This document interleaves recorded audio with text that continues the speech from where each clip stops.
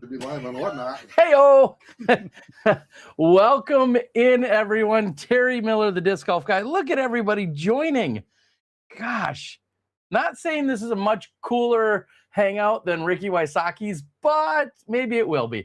I'm Terry Miller, joined by none other than three-time world champ Nate Doss. Doss, I believe this is our fourth time in terms of digging into your collection. I've got a little housekeeping to do here. So give everyone some of the backstory before we get into the action. We know you got about 40 discs tonight. Give everyone some of the story, discs, where they've come from, your affiliation and association to them. Yeah, absolutely. So growing up, I grew up in Santa Cruz, California, playing probably the greatest disc golf course of all time, De La Viega. My dad was... If you went to De La Viega from 95, 96 through about 2015, 2016, and you bought a candy bar, a water, a disc, you bought it from my dad. And that's what my dad did for about 25 years ish, and or 20. And he just accrued this massive collection. And when they left California to move to Oregon in 2020, my dad brought his whole collection. He was selling it off a little bit. And then 2 years ago, my dad passed away. And I got his, as an inheritance, his collection. And it was about maybe 500 discs. And so the idea here is I just been digging in. They're somewhat labeled, but I just go through, grab random stuff, look for fun stuff. There's definitely some used discs in here. Some of everything. And so we just like to have fun with it, get them into your guys' hands, and just kind of have a fun couple hours talking shit. Along those lines, unlike myself, you are not overly sentimental, and you're definitely not of the hoarding type, which I think is just interesting because a lot of our players are all over the spectrum in terms of things they really care about and have, just walls and walls full of discs that they're really particular about. You certainly have your personal collection and throwers, but these are, you're not removed, but there's a little layer between you and some of these. But we're still here to tell the stories as to where a lot of these discs came from and what they're all about. Is that a fair way to put it? Yeah, definitely. I mean, to me, every disc tells a story, but really for that disc to be kind of story worthy, it must be thrown. Yeah, there's definitely some hot stamps and things that you sort of, can jog your memory and all that. But yeah, I never got connected to the discs the way that some people did. And maybe that's because I grew up with discs just around all the time. I mean, I, was fortunate enough to be around Steady Ed in the very early days. He was my very first sponsor. My dad, working at DGA, selling discs at De La, all that stuff. It wasn't too sentimental. But that being said, I do like some things jog your memory, and that's kind of the fun part about it. Awesome. Well, thank you guys for joining in. If you're watching on YouTube, you can click. I'll get a link out there so that you can make sure you find us on the actual WhatNot. Of course, you need to go in, make sure your profile is all set up on WhatNot if you want to bid. I know many of you are familiar with the platform, but in case you're not and you want to join, I'll get a little link in there, and that gives you, I think, $15 free as soon as you've made a purchase and completed your first order. It gives a kickback to us for $5, and you get $15 free if it's your first ever purchase. So I want to make sure I get that out there for you guys. But Nate, I'm excited. We'll talk about these discs. This stream, like the others, is not like bang, bang, bang, try to get as many discs out as possible, as quickly as possible. Because most of these are not just standard like stock inventoried items that just came off of a shelf at Dick's Sporting Goods. These all have a little bit of history and story to them. And I think with that, and we got Dave from the Dyers Guild who's helping out. Nate is in Oregon. Everything will ship out of Oregon. He's got my disc in a box shippers, and he'll get them all shipped out as early as tomorrow. And I'm here just to help MC and do what I can to move us along and tell some of these stories. So what do you got for us in terms of For the first disc. stream, Wait. for the stream, I am drinking an Evil Genius West Coast IPA, and actually, this version we dubbed Super Evil. I doubled the dry hop on this one, so if you're a big beer fan, you'll know what that means. And I'm drinking it in my Masters koozie tonight. I did have the honor of going to the Masters this year, round 1 with Avery Jenkins, Pat Farrell. It was so much fun. Cheers to everybody. Let's have a stream, Terry. Let's do it. Heck yeah. All right. I like it. I got to get the, it looks like I've got the YouTube stream to update on my end. I'm going to get that going. But if you guys have questions, we'll do our best to try and get them answered, of course. And we'll go from there. Very first one I see, any chance Bevel could go to Kentucky? Shipping beer has its challenges, doesn't it, Nate? It really does. Hey, come to Bend, Oregon. It's an amazing place to vacation. The disc golf's okay, but if you're going to be at the Northwest Disc Golf Championship, we'll have our beer in cans on the course. Disclandia is the name of the beer, and you can have it there. So we'll be over there in Portland next week, which is going to be super fun. But yeah, it's hard to get, man. I wish I could get beer to every disc golfer out there in the world, but I just can't, unfortunately. Yeah. All right. Let's get after it. We're going to start at $5. We're going to have a couple of giveaways throughout the evening. Nate's got a number of different name brands. That's what his dad collected, purchased, all that stuff, resold. So we'll have a few different name brands coming in throughout as the night goes on. So it's not all just one brand. But I know you've got a couple of really unique items that came to you throughout your years at Discraft as well that your dad didn't even necessarily have his hands on. So, all right, what's the first disc of the night? First disc of the night is an AVR. We're going to start off with an AVR. I think actually the first two are AVRs. This one is, and by the way, everybody, my dad bagged everything. So everything from tonight minus a couple that are, we'll talk about that later. Those are all going to be bagged. They're all labeled with everything. So that one, my dad was very meticulous about that. So this first one is an AVR. It is wrapped. It's one of the greatest disc golf holes of the world. A part of that series. This is, I don't know if it's hard to see, but this is the Old Settlers version from Round Rock, Texas, hole number 5, 1,035 feet. It's the rainbow foil in just beautiful condition. A little bit of storage wear on the packaging, but the disc has been inside this. I mean, I think probably. It was like shrink wrapped, essentially. Yeah, it's got like a weird shrink to it. It's not. It's almost like somebody shrink wrapped, but then put some tape on there. But I feel like that's Andrew Rich kind of famously collected black discs, specifically black AVRs. Okay. And at one point when I got a whole bunch of old Ontario rocks off of him, they were already shrink wrapped. So I don't know if he went through a period where he was just shrink wrapping every collectible disc he had. So, or maybe he had his hands on this at some point, who knows, but pretty cool. All yeah, right. weight wise, max weight. It is a small San Marino big bead. I think, yeah, definitely a big bead. Right. So there you go. Let it rip. Probably from the mid to late 90s. Yeah, these were all 90s. All the great disc golf holes of the world series is going to all be mid 90s esque. I don't think they did it into the 2000s, but either way, it was a whole set of discs. There's Top of the World. There's yeah, gosh, I don't even know the other ones, honestly. Yeah, they were, all 18 different holes. I know number 3 was an Ontario Rock is all I remember. So those are, I collected those as well. All right, we can hit the button. Is that you or me, Dave? Do we got to hit the button? Oh, I'm hitting the button. Terry's hitting I don't know how to do that. Come on, Terry. Come on. Auction. I don't know. I think we're going to hit disc on screen. Run it. Is it running? Run it. All right. We're going to do a $5 start for all these. And let's set it to 15 seconds and a 7-second counter bid. All right. We're running it. There you go. It's off and running.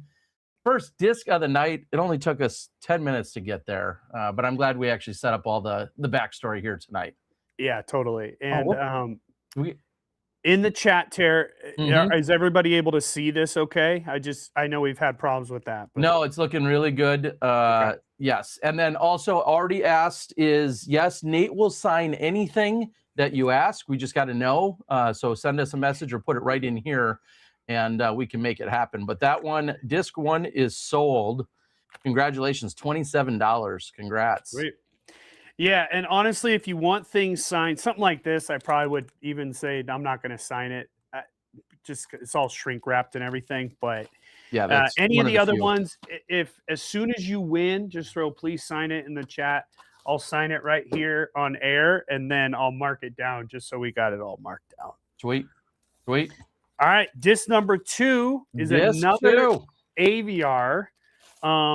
This is a Carry Burlager. Now this is used. Oh. Okay, I want to be very honest about that. My dad has it marked as used. Yep. I will. I'll grade it at. I think 7.5. It's got some wear on it, a little bit here and there.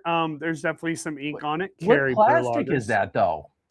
It is, I believe, Champion, and I can already tell. Like I'm fingerprinting it right now.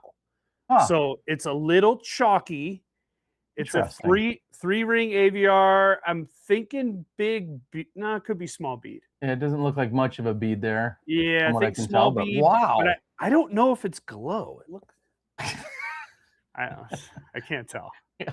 But either way, it's our girl Carrie Burlager from California. Burl. Love This it. was from 2011 when All she right. won. I am going Masters. to run it. There we go. Run it. Oh, Run come it. on. Why is it asking me every time? It shouldn't be. Sorry. What is going on?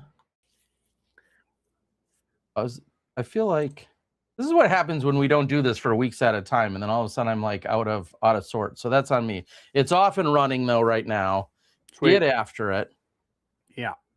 Wow, it's kind of a cool disc. I'm guessing my dad got this from Burl. Well, just the fact that it was got to be a limited run. Team Innova stamp on it, commemorating Masters, I think. Yes. No, world champion. Yeah, Special J94 gets a steal there. Congrats. Yeah, Special J taking it down. Disc number 2. Sweet. I wonder if I can. I'm going to double check if there's anything I can do. No. All right. Oh yeah, I didn't even say the weight on that also. It was 175. I got to say the weights, all that good stuff. Yes, and if you guys have questions, make sure you ask us, and we'll get to you. All right. Next one. Sparkle. This is an Aftershock. So DGA Aftershock. This is De La Disc. This was actually my dad's stamp that he had made. My sister actually made that for him. She was a graphic designer. And it's got some storage wear, but not thrown. 177 grams. That is an Aftershock, and it is a Sparkle Aftershock. If you can see the flakes in there. So, all right, yeah. I am gonna run it. Yeah, run it. There we go. All right, I clicked the right button this time. Only took me like 3 tries. A Sparkle Aftershock. I mean, that. What year would you guess? Like 2008, 10, somewhere in that neighborhood? I'm gonna say 8. Probably. Yeah, it could be 8 to 10. It could be a little later. I think like the Aftershock's kind of like a comet or a hawk or something. Like, yeah, very, very similar to that. But sweet. Yeah. Architect took it down. Congrats. Nice. Thank you very much. Okay. I see Eric out on the YouTube chat. Bidding over there or buy it nows don't work on the YouTube chat. You got to come on over to the WhatNot, which I wish there was enough to simply integrate it over there. But no, you got to come on over to WhatNot, get yourself an account, all that good stuff, and we'll get it off to you. Yeah, boy, when Google buys WhatNot, we're all in trouble. Yeah, we're always in trouble. All right, we'll jump over to another classic disc. This is a rock, a DX rock. So if you're a fan of DX rocks, is there no Rancho? Yeah, it's a Rancho. Rancho. All right. Rancho DX rock from Oh, Rancho. 1999. This Damn. is the SoCal NorCal Team Challenge, which used to happen in Santa Maria. Was it Santa Maria? Yeah, Santa Maria, California. Every year it would usually be in like January, and it would be, about 50 or 60 SoCal players going up against 50 or 60 NorCal players. I've been a part of the team several times. I think the last time I played, Drew Gibson was a youngster, and him and I were teamed up for this, representing NorCal. But yeah, it's Condition 177 grams. is that brand new? Look, or pretty Brand new. close? I would only say there is this slight little blemish, kind of Okay. hard to see right there. And the weight? Weight 177. And that's like an orange. Is it an orangish peach? Yeah, it's orange. I would just say it's orange, straight up orange. Cool double stamp, right? So you got the black and the silver on there. All right. I've never seen that stamp before. Obviously, I'm not from out there, but that is a pretty sweet old school DX rock. We got it off and running. Special J is in on it. Jinx 11 is in on it. Yeah, I mean, if you're just collecting Santa Maria rocks, I mean, That's Rancho, but Rancho, yeah, but still, Santa Maria. Yeah. Burke Ellis taking it down. Oh, Burke's That's from awesome. Hey, Burke, hope you're doing well. Yeah, Burke's from Sacramento, I think Burke is. That's awesome. Well, Burke might have even played in one of those. I don't know. Yep. Yes, sir, he says. Love it. Yeah, nice. All right, this next one's kind of cool. Yeah, I saw this on your list, and now I'm getting nervous because I don't know if I want this. So what this is a full color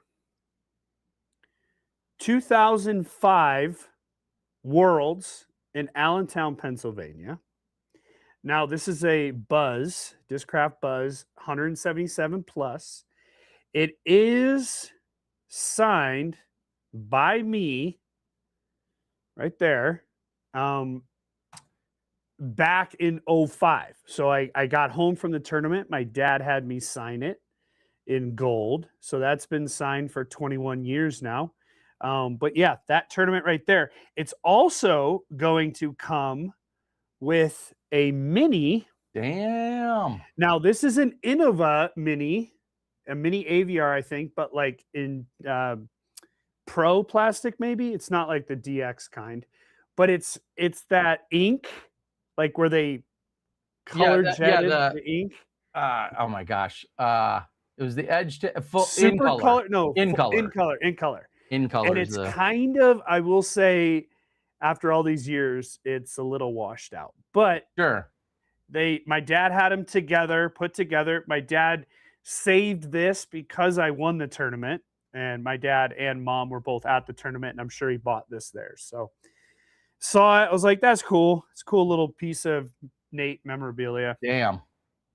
All right. Yeah. So the matching mini along with the super color Buzz that's signed in gold on the back as a one-time, as that was the first world title that you had claimed. And this is a pretty sweet piece of history. I'm going to run it. It's officially off and going. That is a very, very cool piece. Yeah, it is cool. Obviously just, for me, it has such a I don't know. It changed my life that day, you know, that week. So when I saw it last night, I was going through the disc. I was like, oh, I want to pull that one up. Yeah, it is very cool looking. That was right around when that process became a thing with Discraft. It was their, super color process. And I think they were trying to catch up to Innova coming out with their in color process. And that full edge-to-edge stuff. Rasta Stamp's out there running. Sparkitect is chasing after it.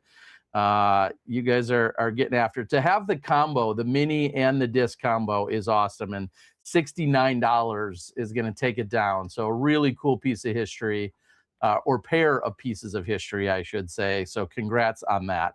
I think that's awesome. That's a cool one. I mean, that's just not one that you can go out and just buy right now. Right. And I think that's kind of the cool part about it. And that's, I like to bring to these streams something that my dad saved that I think somebody would be interested in. So congrats. That's awesome. Yeah, I love it. And nothing for nothing. I think, again, that's what's going to continue to set a lot of the streams apart that you are doing or doing with me, and that I'll be doing on mine. Just items that you're generally can't go into a Dick's or a Play It Again or a Walmart or a Target or even your local pro shop, unless they have a stash of old school stuff. That's kind of one of the things that I really pride myself in, that we're going to be offering up. Now, some of the stuff's going to be current, present day hot items once in a while here on my channel, but for the most part, these are things you're not finding on the shelf somewhere else, and I love it. Yeah, any bevel discs? Love the brewery, love the beer. Ooh. I might be able to dig one out later. Yeah, I don't know. I don't have a lot of bevel disc. I don't play much, and when I do, I just have all my old dogs with me. I don't know. Maybe we might be able to dig some out. I know you guys keep them stocked in the at the brewery from time to time. Yeah, of course. All right. They're always there. They're always there. What's next for us? So this one, we're going to go from 05 Worlds to 07 Worlds, Terry. And I always like to find a hybrid Worlds disc or something with Wisconsin. So this is I've literally never seen that. Full color PDJ Pro Worlds 07 Surge. Okay. What? Now, when I won 05 Worlds, I was winning with the Avenger. By the time I won 07 Worlds, I was winning with the Surge. Okay. And so that is this one is not signed. If you want it signed, I will sign it. But I did win this Worlds in 2007. So did Val too. If anybody wants Val to sign, we can have her sign. That was the only world championship that Val and I won at the same time, was 2007. Yeah, because she disappointed the world in 11 and couldn't win when you won in Santa Cruz. Paige had to win her first one sometime. So, I mean, I know I was thinking, and I think the rest of the world was, before I hit release on this or bid. Sorry, I was 170. It is ESP Surge. Beautiful. I was thinking Nate's gonna win. Val's gonna win, and then Nate's gonna propose to her after they both won Worlds. All right, I'm gonna run this one. It's off and running. I literally have never seen that disc stamp from that World. So you guys we played the Bear, and we played Granite Ridge and Blueberry and all these courses up at High Bridge Hills, and that's where that stamp, we'll say, theme comes from, is the fact that there was the Bear. One of them was named the Bear or White Bear, and they had it was the Brown Bear, right? There was all sorts of names, and then there was a hybrid course, and then there was the green something or other, because they have a ton of them. Spark Attack, the #1 fan tonight. Spark Attack taking it down for $61. Nice. Congrats. Any signature requests on anything so far, or that one specifically? Yeah, let us know as soon as you can if you would like it. And Spark Attack says, please have Val sign it too. Okay. So, meaning you and Val. All right. Got on that one. Sweet. What a cool piece. Yeah, that was cool, man. So that was back-to-back Worlds. Damn, a stamp I've never even seen from a Worlds. That doesn't happen often. Just saying. Yes. So now we're going to go back to the used bin. Now, super used, I must say, but this is a birdie. Okay. Now, I know we have some birdie fans out there, but this is a birdie.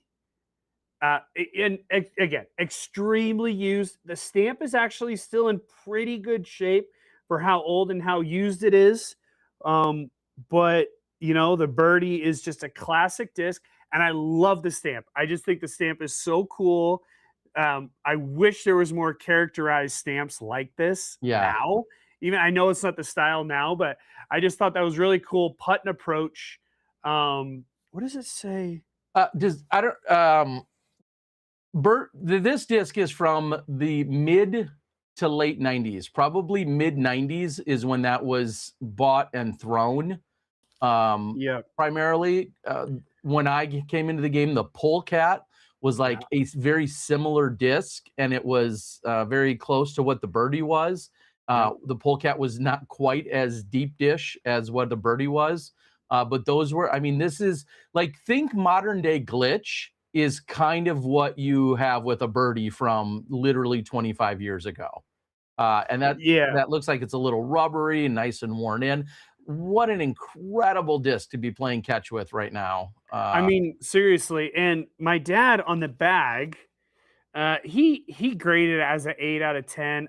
It's by a 6 out of 10. I mean, it's B. Okay. But I would say one caveat to that, not super chunked out, just kind of dirty. It might even do well from a nice little wash in the sink. But my dad wrote on here, no patent, original. So this is it just says Ontario in the back, Ontario, California. Okay. And it says Innova Champion disc on the other side. So wow. yeah, definitely, like, I mean, I'm gonna say this says Innova 1991. Yeah. Right there. So at least the stamp was designed in 91. Yeah, around yeah, super old. I mean, if they were printing in Ontario, or that's when the Innova factory was in Ontario, that was only up until the mid 90s. So definitely one of the older discs out there. All right, I'm gonna run it. Cool piece of history. Run it. Again, those stamps, that was kind of all Innova's thing. They had like gazelles and vipers, and all of the different discs had that circle stamp. And that's when sometimes to this day you hear people saying, oh, a circle stamp, blah, blah, blah, blah, or a big bird rock is the big bird within that circle stamp. That's the phrasing and the terminology when people talk about circle stamps. Yeah. Off and running. And it looks like Die Another Day 24/7 takes it down. His hat says Disc Golf Mania, which I think is funny. Oh, now I know where UC got Disc Mania, and then the lawsuit. Come on, all the drama. All right, Die Another Day 24/7. Good friend of the show. Sweet. Over here with Dave and the Dyers Guild. So congrats.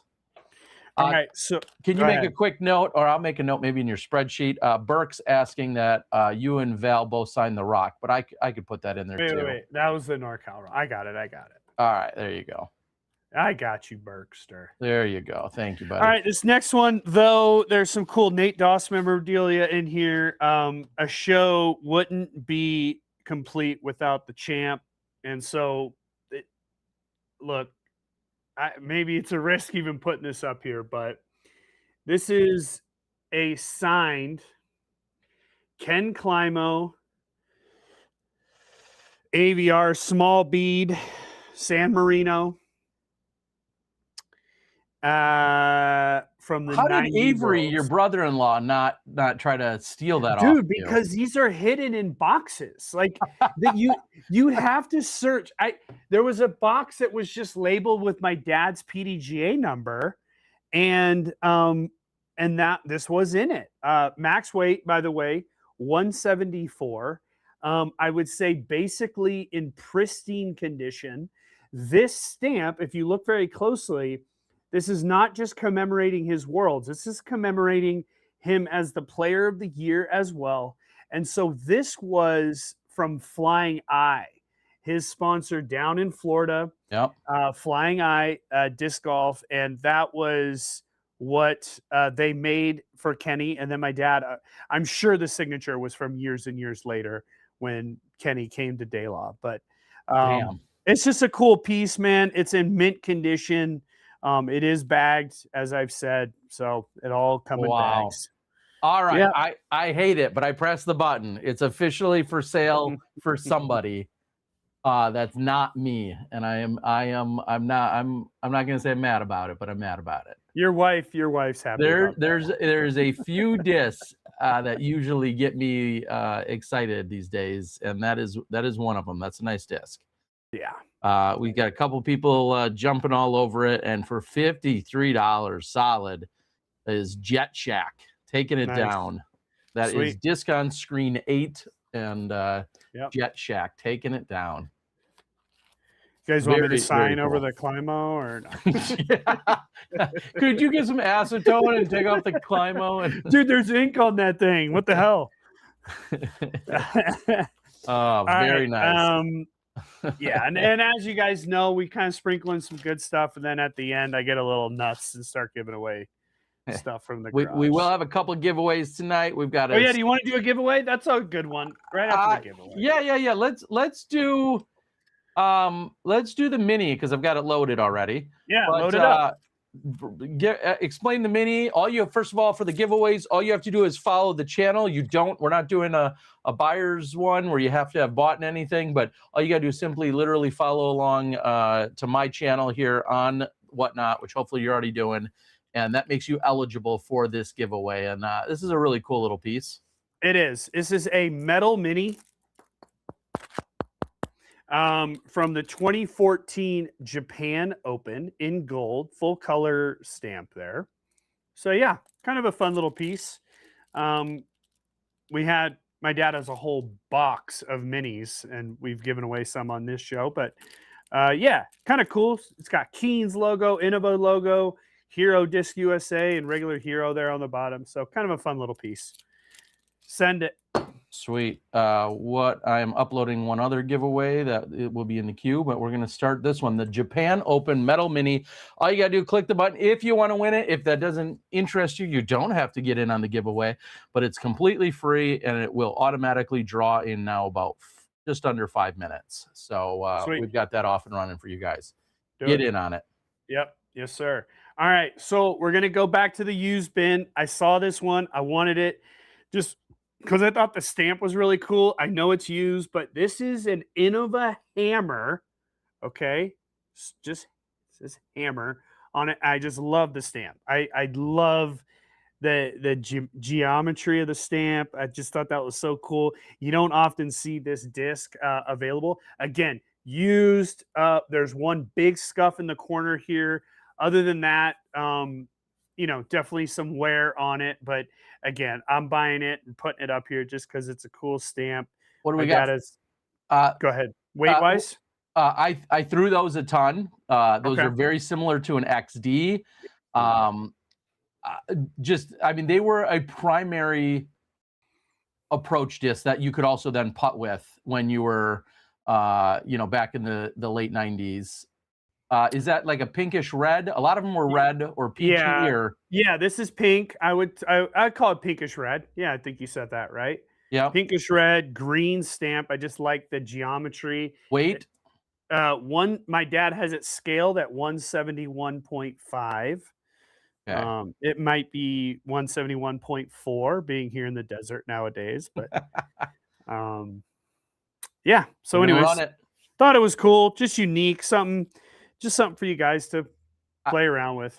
Yeah, I mean, and it was in one of those times too. We just talked about the whole circle stamp era, and that wasn't really like they didn't have a cartoonish or mythical creature, to lean into. The hammer was kind of predated those, and it was pretty cool to see those. I mean, along with the XD, kind of was similar for the longest time. Didn't really have a stamp that fit what became their kind of pattern, and that has sold. Congratulations, 2 Chainz, disc number 9 on screen. 2 Chainz, taking it down. Sweet. All right. See Sergio out there. Good to see you, Serge. What up, Serge? Lawton Collects asking about 2006 Augusta Wraiths or Augusta Worlds disc. I don't think you have any in the queue for tonight, do you? No, but that's interesting. I didn't think about Augusta Worlds. Well, you didn't win it, so who effing cares about it? Yeah, who gives a rip, dude? What do you want me to do? Stupid Kenny getting his 12. Had to take me out on that one. And Hammock getting his Masters win. He had tiger blood, he told us, during the award ceremony, which was a whole nother story from Brad Hammock in Funny story. 2006. Hammock and I stayed together that week, and I like my room air conditioned, cold as hell. We're in Augusta; it's hot. It's super Yeah, hot. disgusting. I had the room so cold. Hammock slept in his rain gear. Okay, I'm not kidding you. It's just that I can't make this shit up. He slept in his rain gear because he was so damn cold, but he didn't want to change the routine because he was doing so good. And so was I. Him and I were leading the tournament and staying in the same room for the longest time.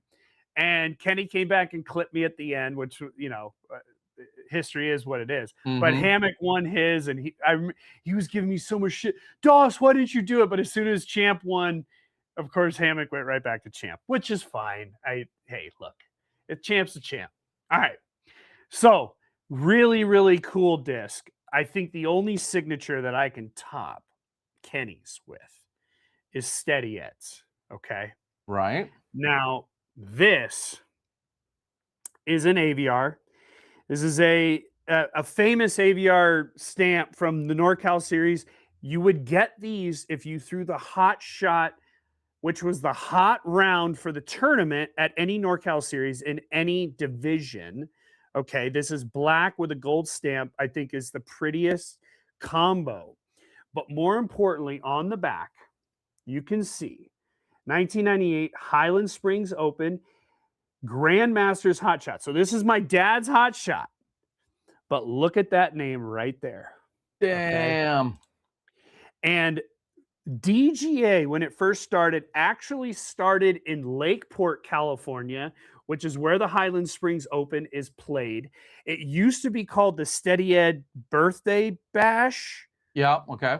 And then but it was like the Highland Springs Open, or maybe there was two separate tournaments, but Steady Ed was always there with his whippets. He would generally play like the first few holes and then pull out of the tournament. But Steady Ed signed 001 hot. I mean, does it get any prettier than that, Terry? I don't know. That is Max weight 175, by the way. It's a small bead AVR San Marino.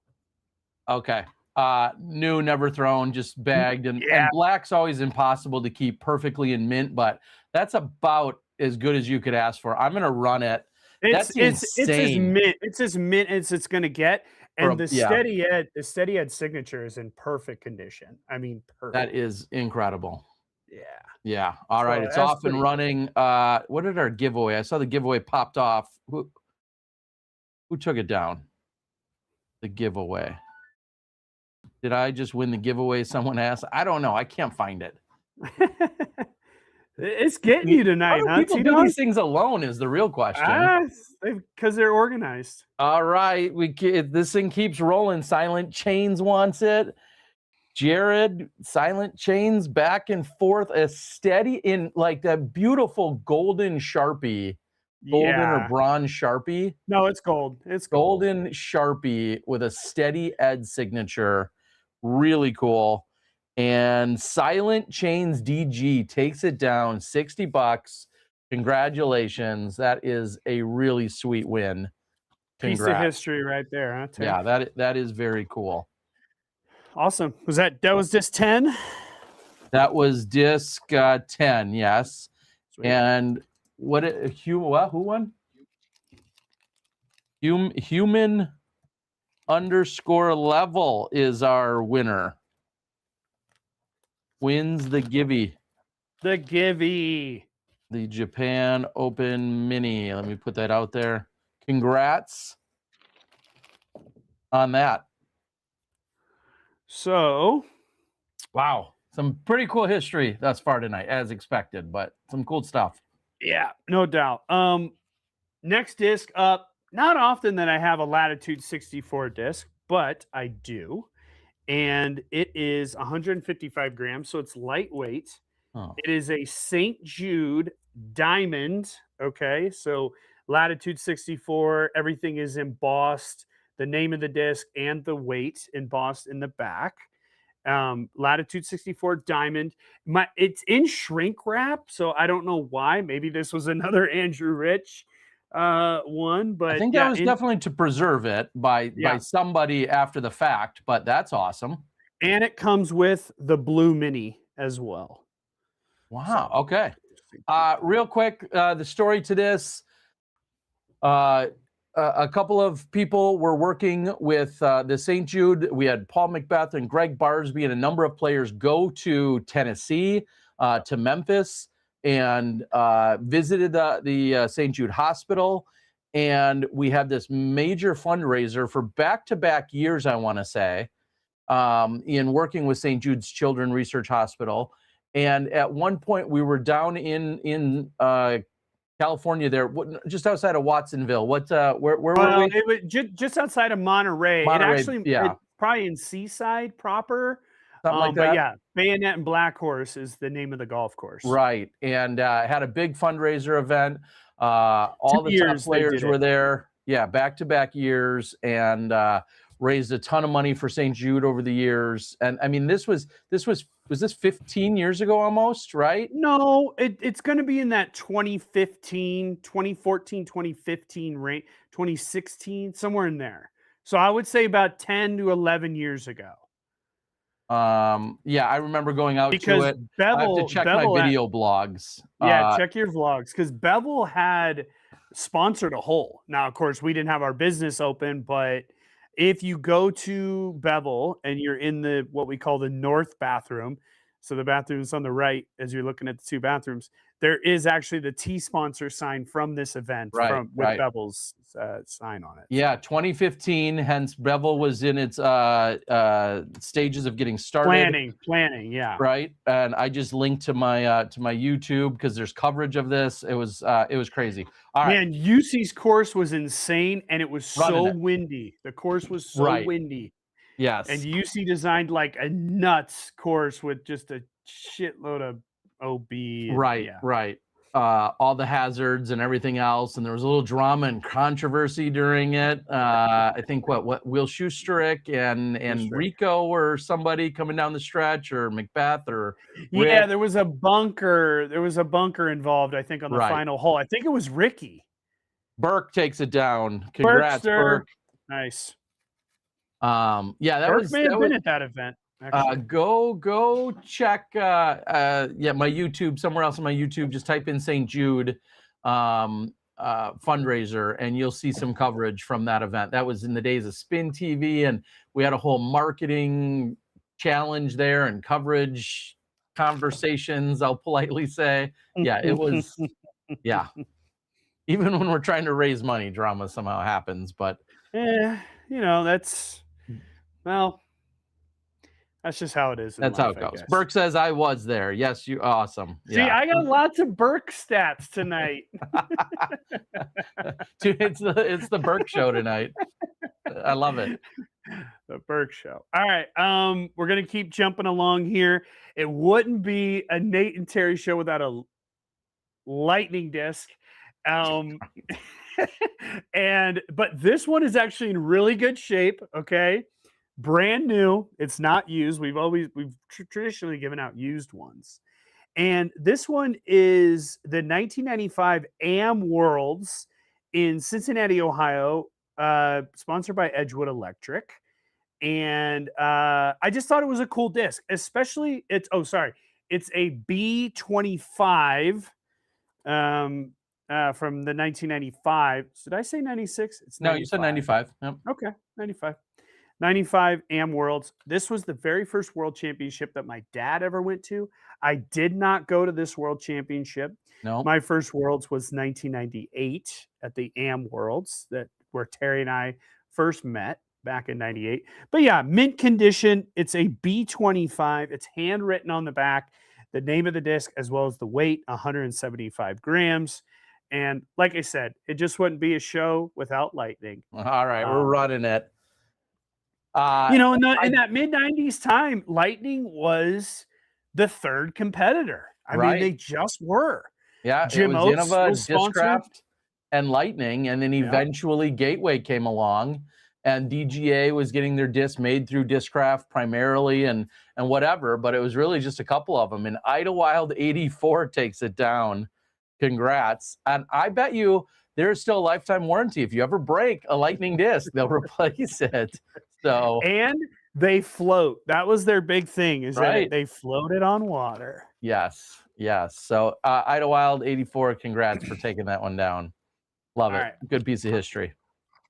Absolutely. Yeah, that's no doubt a good one. All right, keep it rolling. Yeah, let's All keep right, it going. we're gonna come up a few years. That was mid '90s. We're gonna go mid 2000s. We're gonna go back to the Innova Rock. This is a Meet the Pros skins game, Innova Rock from I think it was '07. Yep, 2007. This was an event. Oh, 180 grams.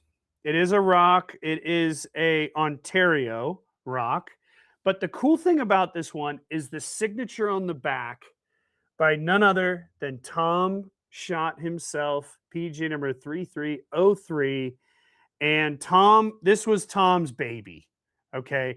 Tom Schott, if you've never met him before, he is one of the best people in the world as far as disc golf is concerned, and just in general. Tom was my very first employer. I spent a lot of time with Tom, and he's had a lot of things that has been his baby. But this skins game, man, he was so proud of it. This year, it was Steve Rico, Des Redding, Nate Doss, and Ken Climo. Wow. So that was pretty fun having Des in it. She did make a big putt. I remember she made a big putt on 16, I think, for a bunch of skins. Inevitably, these skins games would be a lot of pushes. Right. And then eventually somebody would win a ton of money. I think Stevie walked away with a bunch of money in this one, but Think real quick before I run it. Think, GoPro or Go Throw now skins match, but like these were the premier. There are only a couple a year that happened. Tom was personally orchestrating this. This was pre-coverage. I mean, this was, an exhibition of exhibitions that was taking place literally 20 years ago. And just awesome. The fact that discs were that much more difficult to get custom stamped up and everything else. I love it. This is another one I would actually bid on if I could. So I'm running it. It's off and running right now. A DX Ontario. I'm only not ready to beat up Nate over this because this is when Innova reran Ontario mold in the 2000s. If this was from the 90s, okay. I'd be all worked up and want it for myself. But right. But yeah, obviously this is from '07. So yeah, so this was when they started rerunning them. $25 is a pretty good price. Die Another Day 24/7 takes it down again. Another pickup on the night. So congrats. Yeah, it's in really good shape. I mean, definitely some storage wear, little fading because it is black. Tom's signature. I think these would be worth a little bit more if you had all four signatures of the four players. A really cool piece of history for sure. Well, the reason I say that, Terry, is because we're going to stick with the Meet the Pros theme. Okay. We're going to keep rolling on, as our friend Guy Fieri says. But we're going to move over to 2009, the Meet the Pros skins game. This is a champion boss. Wow. And this was the famous all-women Meet the Pros. Okay, so Tom wanted to do an all-woman one. We had Val, Des, Burl, and Angela Chickfry. Okay. Wow. And all of their signatures are on it. All of the signatures are in gold. No Tom signatures. But pretty cool. Yeah, my dad had a lot of these just because he was at De La. Oh, by the way, this event happened at De La Viega. It doesn't say, it just says Santa Cruz on there, but it happened at De La. Yeah, early champion boss days. Just for everyone out there, the boss came out around 2008. For the fact that this is a 2009 event and took place then, so it's early in the champion boss days. Again, that is a very, I say it a lot, and I'm not like trying to sound like a used car salesman, but some of these pieces of history are just so awesome, and I continue to be even amazed and love them. Probably max weight, not that anyone's probably throwing it. 173, fully mint. Yeah, right. actually, it's in fantastic condition. I Right. mean, just fantastic. All right, we're gonna run it. Really cool piece of history there. Again, got a couple world champs, 3-time world champ Des Redding, 4-time world champ Val on it, along with Burl, who went on. Did she win a Masters Worlds ever? Well, No. we had that stamp, yeah, Right, from yeah. earlier. 2011 Masters Worlds. Angela Yeah. Chigfry, who's won national tours and majors, who She played a won lot more US back in the day. Women's, right? US What- Women's, I think it U.S. was. Women's, yep, I yep. think so. Yeah. So we're running it. Special J 94 takes it down. Very, very nice pickup. And that Just was 14. yeah, that was, Des, that was her second one, which I thought was pretty cool. Right. Yeah, I was fortunate to be a part of all of the Meet the Pros minus that one, which was pretty cool. Good. All right, Took you out. no more Meet the Pros stuff, unfortunately, but we will roll on to the classic Innova stuff, continuing on with it. This is a 1998 world's biggest disc golf tournament, Shark, max weight 180 grams. It's a Shark and it's an Ontario Shark. So nothing crazy special about it. My dad's got a ton of these world's biggest disc golf weekend discs. In the 90s, the world's biggest disc golf weekend was huge. I mean, every single year it would come around. There's a famous poster of a bunch of Frisbee fanatics in Washington, D.C. I wish I had the poster here to show everybody, but they took a picture of them. You could see the Capitol building in the back, and they were all throwing discs in the air. And that was that for one of the years, that was like the world's biggest disc golf weekend, like poster. And so anyway, saw it pretty mint condition as far as a Shark is concerned. But yeah, run it. Special T-Dog. J 94 loves the history, takes it down. Congrats.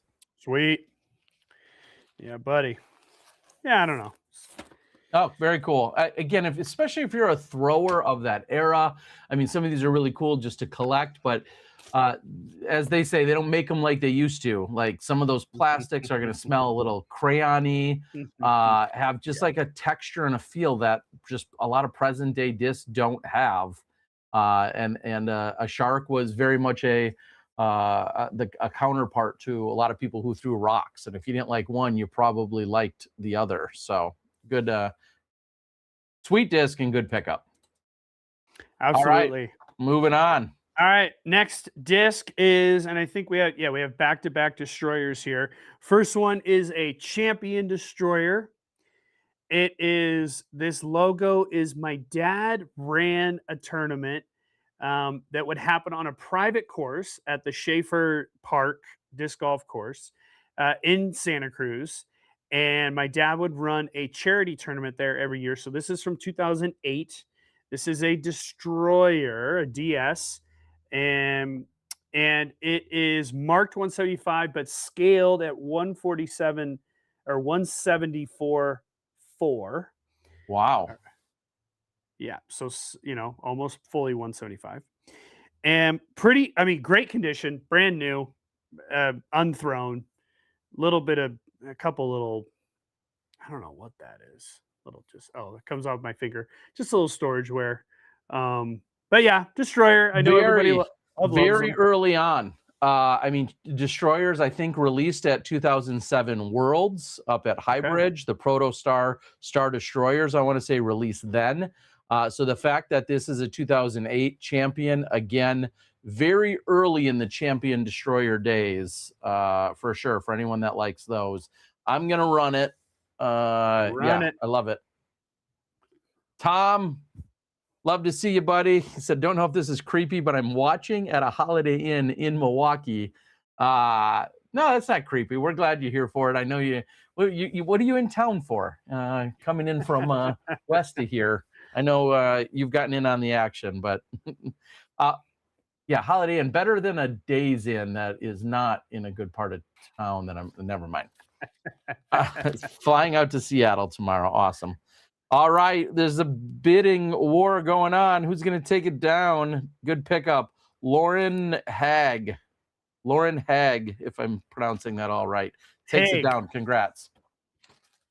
Speaking of Hag, I saw Jim Hagan this last weekend. Oh, as we're talking California roots and whatnot. So saw him, talk to him this weekend. Hagen's Jimmy's coming up in a couple of weeks, I think. Nice. Coming up to visit. So yeah, it'll be good to see Hagen. Yeah, you got to see all the California people. You were out in California. I did. So many gracious people and everything this last weekend down there, and I'm not as familiar with the Windjammers as you are, but clearly an historic club and part of just overall disc golf history and lore. And I love hearing all the stories as they were told to me throughout the weekend about the old Windjammers, and even the likes of Joe Rotan, who was 100%. You associate him with Twisted Flyer and Oklahoma, but he told me his start was actually with the Windjammers. Is how he was kind of introduced to disc golf. So love it. That's awesome. Yeah, classic club there in Stockton, California, out in the San Joaquin Valley. It gets nutty windy in the spring and the fall out there, and that's when the tournaments would be, because it'd be too damn hot to play in the summer. Although they would run a tournament called the Frying Pan, where you would actually win a frying pan for the trophy. So yeah, I've played in Stockton my whole life, and I'm just that event is so much fun. When you're out there, just everybody having a good old time. Did they have a Sizzler out there too? Summer Sizzler or something out in that area? They might have, yeah. Well, that could be a little late. All right, so back to Destroyers. This is from 2009, another event that my dad would run. This was sort of anti-ice bowl, but also a part of the ice bowl. My dad called it the Enduro Ice Bowl. And we've talked about this before on the show. It's a Destroyer Champion, 175 grams. It is scaled at 174.1, so just a slightly lighter than it's marked. But great condition, just like the last one. And yeah, so what my dad would do is he would take De La Viega, and we would play 58 consecutive holes in January. So but it's California, so it's not like an ice bowl. And my dad was so funny. He would make chili every year, and you get chili on your way by and everything. Yeah. Meanwhile, I'm running it. It's off and running. Meanwhile, our tagline in Milwaukee and of course Wisconsin, and then the Packers roots, but in our tagline for our ice bowls in Wisconsin was called the Real Ice Bowl. Right. For many years. Now, fit into the charity, but still. Yeah, I mean, now the Ice Bowl started in Kansas City, or was it White? Yeah, I think it was a Rick Rothstein thing. Rothstein. Yeah. And he kind of I don't know what not franchised it, but had that going. Special J out in front. Oh shit, still going. Sorry. No, you're good. Special J takes it down though. Congrats. Nice. All right. We are going to jump over. We were just talking about a classic club in California, the Windjammers. We're going to jump over to another classic club, which is the UFOs. All right. So if you know California, in Northern California specifically, you know of the UFOs. That's United Flyers of Sonoma. And they would run the UFOs. Is this an event? Yeah, this is 30 years of disc sports. It's from 2006, but it's a DX disc. I don't know, Terry. It says TR. Is that a T-Rex? Yeah, that'd be a T-Rex. So they got DX T-Rexes. I mean, look at this thing. It's like flat as a pancake. Sounds like a rap rod of California, the DX T-Rex. New unthrown, but just little the storage DX, wear. Yeah, the DX is breaking down just a little bit, but I mean, it's still throwable. I wouldn't throw it in a cold climate But is there a weight? Does it say 175? You said. yeah, 175, not scaled, just 175. All From right. 2006, the United Flyers of Sonoma. The United Flyers of Sonoma started in 1976. So they were saying 30 years of disc sports. Some old California or just historian want a piece of this. Two of my closest friends, Jim Tobish and Mike Rosiska, are both members of UFOs, along Okay. with several other, good homies, Roger Kanzler. Yeah. And What a cool stamp. it is, they always did it was always hard to read. But if you can see this part right here, UFOS. Yeah. That was the actual. One with the 2006. Yeah, that's cool. Yeah. Still out and getting after it. Really? Jerry the Third takes it down. Congrats, Jerry the Third takes it down. So a DX T-Rex, right, T-Dog? Yeah, that's my understanding. That's what I think. T-Rex. X gonna give it to you. Gonna give it. Yo, why don't we have any music? Yo, DJ, play that shit. It's the YouTube algorithm, Terry. You can't be stealing this stuff, man. That's true. That's true. All right. All right, we're gonna jump over to more modern. Our man, Paul Macbeth, no signature, just a 6 You can forge it. I can make this disc less valuable by signing it. 6 claw zone. It is pretty solid pink. The only thing is there's kind of this white, hazy halo on the underside. You don't really see it on the top side. So I thought that was kind of cool. But yeah, 6 claw Macbeth zone. It is 170 to 172. And Terry, we need to do another giveaway. So let's do a giveaway after this one. All right. Little zone action. New and unthrown. New and unthrown. Yep. I'll put it all up in there and hit the button, and you guys can get after it.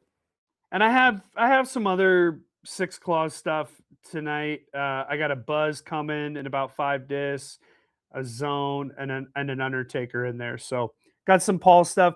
Right before my dad passed away, he had shut down his shop, okay? And he was selling stuff on eBay, and he was telling my mom, hey, I'm getting rid of a lot of this stuff. Right. But he was still buying new discs. Like, you know how that is, Terry. Maybe. That's a very Tear Bear thing to do. But he was still buying discs. And so when I was going through all the discs when he passed away, I found like a full box of 6 claw stuff. And so that's why I have so many of those. Awesome. It has been taken down. Congrats. Let me get back to the name. OPM 0241 takes it down. Congrats. Good deal on it. Brand new disc. Yeah. Please sign is the note. And would you like just Nate to sign it and or his wife and 4-time world champ Valerie? If so, let us know. We'll get it listed on there. My better half by a lot is like how we like to say it. Yeah. Both, please, is the request. Okay. So congrats. All right. Well, giveaway. Let's line up what we've got. Let's do a giveaway. What do you want to do? Tell me. Let's do the disc. All right. Because I love the story that you don't know what it is. Okay, so it is a Discraft test flight. Boom, boom, boom. Pretty much only the players get these. I don't know what it is. I'll explain it to everybody. It's a little bit of a smaller rim disc. It kind of feels Undertaker-ish, but this could be anything. This could be a Macbeth. They put that stamp on in the last year or two, though, right? It's been about since COVID. Probably 21, 22 is the first time I think I saw this stamp. But yeah, I don't know. It was just sitting there. And what I'm going to do is, it's a giveaway. So I'm just going to live sign this one right here for you guys. All right. You probably got that, if you had to guess, a year or two ago, probably. I'm going to say within the last 2 years. Yeah. So there's a lot of Sakara, Cicada, Athena, lots of random stuff that could be. And it's even funnier that Nate's unsure. So, I mean, this is as real as it gets. That makes it, Terry. I know. That's why I love it. I'm going to run it. All you got to do is follow along on the Disc Golf Guys WhatNot. That's it. And I'm going to hit start giveaway, and it is off and running. And so jump in on that if you want that shipped to you for free. Nate eats the shipping on that. And yes, just like that. But get in on it. So pretty sweet giveaway for sure. All right, let's keep this party started. All right. What do we got next? We have a DX, I think. Black, all black with gold stamp, DGA Titanic from the 2006 Otter Open. Okay, and it is signed by yours truly right there. Damn. Now, I did win this tournament. The Otter Open was always in February every year. And it was down in Monterey, Seaside, California is the official town, out on Fort Ord, which was a old military base that eventually was turned into a college, the CSUMB, which is California State University, Monterey Bay. And Steady Ed, along with DGA, helped put that course in. Scott Kesey. Okay. In fact, Scott Kesey, he is like the president of DGA now, but he met Ed because he did his master's thesis, I think, on disc golf or something. And he helped get the course put in, and Steady Ed helped with that as well at DGA before Steady Ed passed away. This was one of the last things that he did. And then Scott eventually went on to run DGA. So, yeah, awesome. As someone said, AKA a magnet. I mean, DGA obviously famously used. It's more of an APX, right? It. Good call. I think it's not a magnet; it's an APX. And I actually have a magnet coming up, and we good call. Probably compare it. But yeah, DGA, using a lot of the molds or similar molds to, what was already Discraft was already making. Hence 173, 174, Terry. There you go. Very fingerprinty, as you can see there. Crazy fingerprinty. I'm trying to hold it like on the edge. No, yeah. I mean, it is what it. And then on top of it, as we know, with all black discs, they're just impossible to not like have something. I mean, it's pretty clean storageware wise, but the signature is still clean. And my dad, I'm sure, just had me sign that. It'd be funny. I'd come home from a tournament, and my dad would, like, the next couple of days later, he'd be like, "All right," and he'd bring like 10 discs in and be like, "All right, sign all these for me." So it was probably put in a bag that day. There you go. It is sold and taking it down. Nice. Awesome. Congrats. Sweet. That's a fun one. Any other test flights going up? I mean, he's giving you one for free. I don't know if there's any other ones in the queue, but there might be. I might have to. There's a whole box of test flights over here that I don't know what any of them are. Mystery test flights. That's how we'll advertise them. So we've got discs from 1984, and we've got mystery test flights from last week. I don't know. That's why you guys are here on the channel. That's right. So that was disc 20. No, he doesn't have any 2014 AM Nats buzzes because I have all of them. I have the rest of them. You would. Right. You would, you SOB. Check my WhatNot next week. There might be one. Might be one there. Spoiler.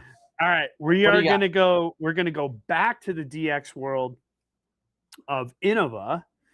Now, this is a 2000 Faultline Classic.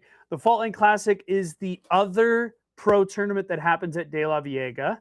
It was known as the Northern California State Championship, or they used to call it the California State Championship, but it never officially was. It was always called the Faultline Classic in Santa Cruz at De La Viega. This is from 2000, and this is a Cobra. Ah. A CO. I'm assuming that's Yep. White Cobra. or Yep. is it 180 gram. Okay. Yep, 180. Little bit of like kind of nastiness on the back, but I mean, still pretty new for DX. I think doing pretty well. New and unthrown, but maybe some weird storage gunk. Yeah, that's what I would call it. You can kind of see weird it, right? storage gunk. There you go. Yeah, just some weird storage. Nothing a little Clorox wipe won't fix. All right, we're running it. I love this stamp. It's really clean. It's really organized. One of the reasons why it was called the Fault Line Classic is because in 1989, if you guys are old enough to remember, there was a major earthquake that happened in the Bay Area. Well, that earthquake was actually epicentered in Santa Cruz County, a little bit south of where De La Vega Disc Golf Course is. But if you can see, this is the 10th one, which means in 1990 they came up with the Fault Line Classic. Okay, so the year after they had the earthquake, they named it that tournament. So anyways, okay, nice, funny little piece of history there. All right, did I run it? I thought I ran it. No, maybe not. Did you run it? Run it. Run it. There we go. All right, I think we're running it. Human level, trying to get after it. Our winner was one. It looks like Road or Rue Dog 530 is the winner of the test flight mystery disc, and I will log that myself as well. For Givey number 2. Nice. So congrats. Givey number 1 was the mini Japan Open Metal Mini. And it looks like Playable Lines DG takes this one down. So congrats to Playable Lines DG. Yo, while we were doing that one, Val poked her head in here. She must be watching. Hi, Val. And you both sign it is the request. Which one? The test flight? No, or that Fault Line. I believe the Fault Line. Yeah, Playable Lines DG won it and asked if the Fault Line could be signed by both you and Val. And then Murder Mike jumps in here. Normally I'd be scared when someone named Murder Mike shows up, but that little teddy bear, I don't know. I'm not worried about him. What up, Murder Mike? So Val went and grabbed some stuff out of this box, and I'm gonna flash them by, and we'll get to them later. But there you go. Little, you disc tease. You're such a disc tease. There's something like that one there. Okay. There's something like this one right here. What? There's something like that one right there. That one's okay. Yeah, you don't even know what they are. And then this, our boy. Sweet. Yeah. So we'll get to those in a little bit. I got some other stuff I got to churn through here. We'll get to those. We'll tack those in. We're at disc 23, that 5. We're just over halfway right now. Well, Playables DG was disc 21. That was the Cobra. Yes, I have that. Are we at that? 21? Yep. What did I say? You said 23. Oh, no. I just 20. I want to lessen our confusion later. We're at 22 right now. Right. Gotcha. Okay. It's getting wild, Terry. I know. Too many evil geniuses out there or something. Okay, ready for this next one? It is a Proto Prodigy M3 400 series. Yeah, early days. My dad has a bunch of these Proto discs. I'm just trying to get them out to y'all if you want them. Yep. I'm sorry. It's blue. It's a blue M3 Proto Prodigy. Okay, yeah. So way back in mini, if you're already a Prodigy fan, you probably know, but at one point they like switched the M3 and the M2 or the M3 and the M4 because they didn't fly with the exact stability that they wanted. I'm running it so you can bid while I babble. But yeah, there was, I know in the very early days, probably the Proto days, there was a conversation about switching was it the M3 and the M4, the M3 and the M2? Somebody out here knows. But yeah, very, very early runs of these. This is from like probably 2013, if I had to guess. So a very early run for the Prodigy mid-ranges. Obviously, Prodigy coming out in 2013. And that one's just like super clean. Yeah, I mean, I like the blue. It's brand new, unthrown, probably kept in a bag most of the time. All So, right. So they're telling me the switch the M3 and the N4 is what Hugged says. So eventually, like I said, because the stabilities didn't come out exactly like they wanted, and they were trying to go in the numbers were relative to the stability. So yeah, very early on, but nonetheless, it's been won. Congratulations. It looks like Sparkitect takes that one down, or SP Architect. Architect? Yeah, Spark Attack. It's a question, Nate, is what's your favorite Revolution song? Well, that's a good question. I've always been particular to Green to Black. That was one of the earliest songs I ever heard from them. I'm always asking them to play it at concerts, but it's kind of an old school song, so they don't play it much. Yeah, so Green to Black is definitely my favorite song over the years, but I mean, they can't do anything bad in my opinion. Everything's great. I love those guys. Yeah. And since Nate's not sharing this specific portion, Nate and Val, very good friends with Wes, the drummer of Revolution, super nice guy. He may or may not be part of a barrel-aged club as well, shares some of his barrel-aged stouts with Nate, and then I'm the beneficiary sometimes of some of those. Yes. Wes is just an incredibly nice human, and very cool. You guys have had some awesome experiences, backstage and on the road, so to speak, with Revolution. I don't know if everybody knows your direct tie to them, but I'll share it with you. Yeah, no, I mean, Wes is great. Wes is actually sponsored by Innova. He's on their ambassador, famous person team because he's famous. And he's the best. He just had a birthday yesterday. Happy birthday to him. And yeah, Revolution is fans of disc golf and everything like that. So we love those guys, always repping Red. And they go out and play like when they're on the road. Oh yeah. They'll go out and play courses. I mean, everybody talks about like, oh, it'd be so cool to travel and play. Like they're literally playing, these huge shows, and then during the day when they have time, they get out and play some courses, which is just absolutely awesome. I didn't realize it was his birthday yesterday, so I'm going to send him a message. Happy birthday to Wes. That's awesome. Yeah, no doubt.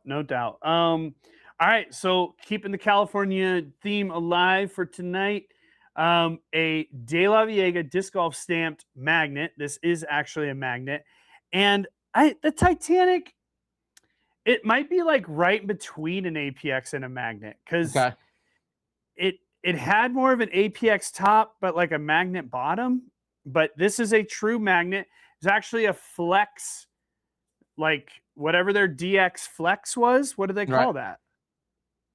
Just like the soft. I mean, they had the X. X. But plastic. This is like, look at this is rubbery, dude. Well, they had soft magnets. They just literally called them soft magnets. Yes, this is soft magnet, right? And the I'm not going to do it to this disc, but the stamp was like the disc folding over.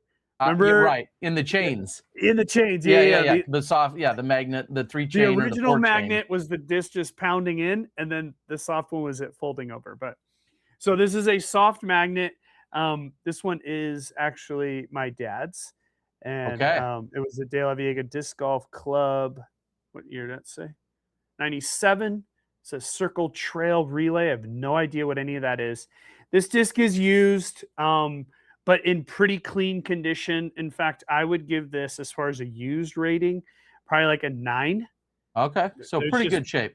Yeah, there's like one major scuff there, but this is a playable magnet right here, especially if you live in a cold climate. I think the soft magnets were kind of for people up in Wisconsin, Minnesota. Yeah, Johnny V putted with soft magnets for quite some time, as did Jack and James from Smith, Minnesota. Right? Yep. The Smith brothers. Yeah, we're running it. Run it. Tom finding something he thinks he might want. Tom, you and your cold climate. I know where you live, so you maybe do need one of these. Big Z is showing up. Good to see you out there, Big Oh, Z. Big First time Z. tonight. Love it. Yeah.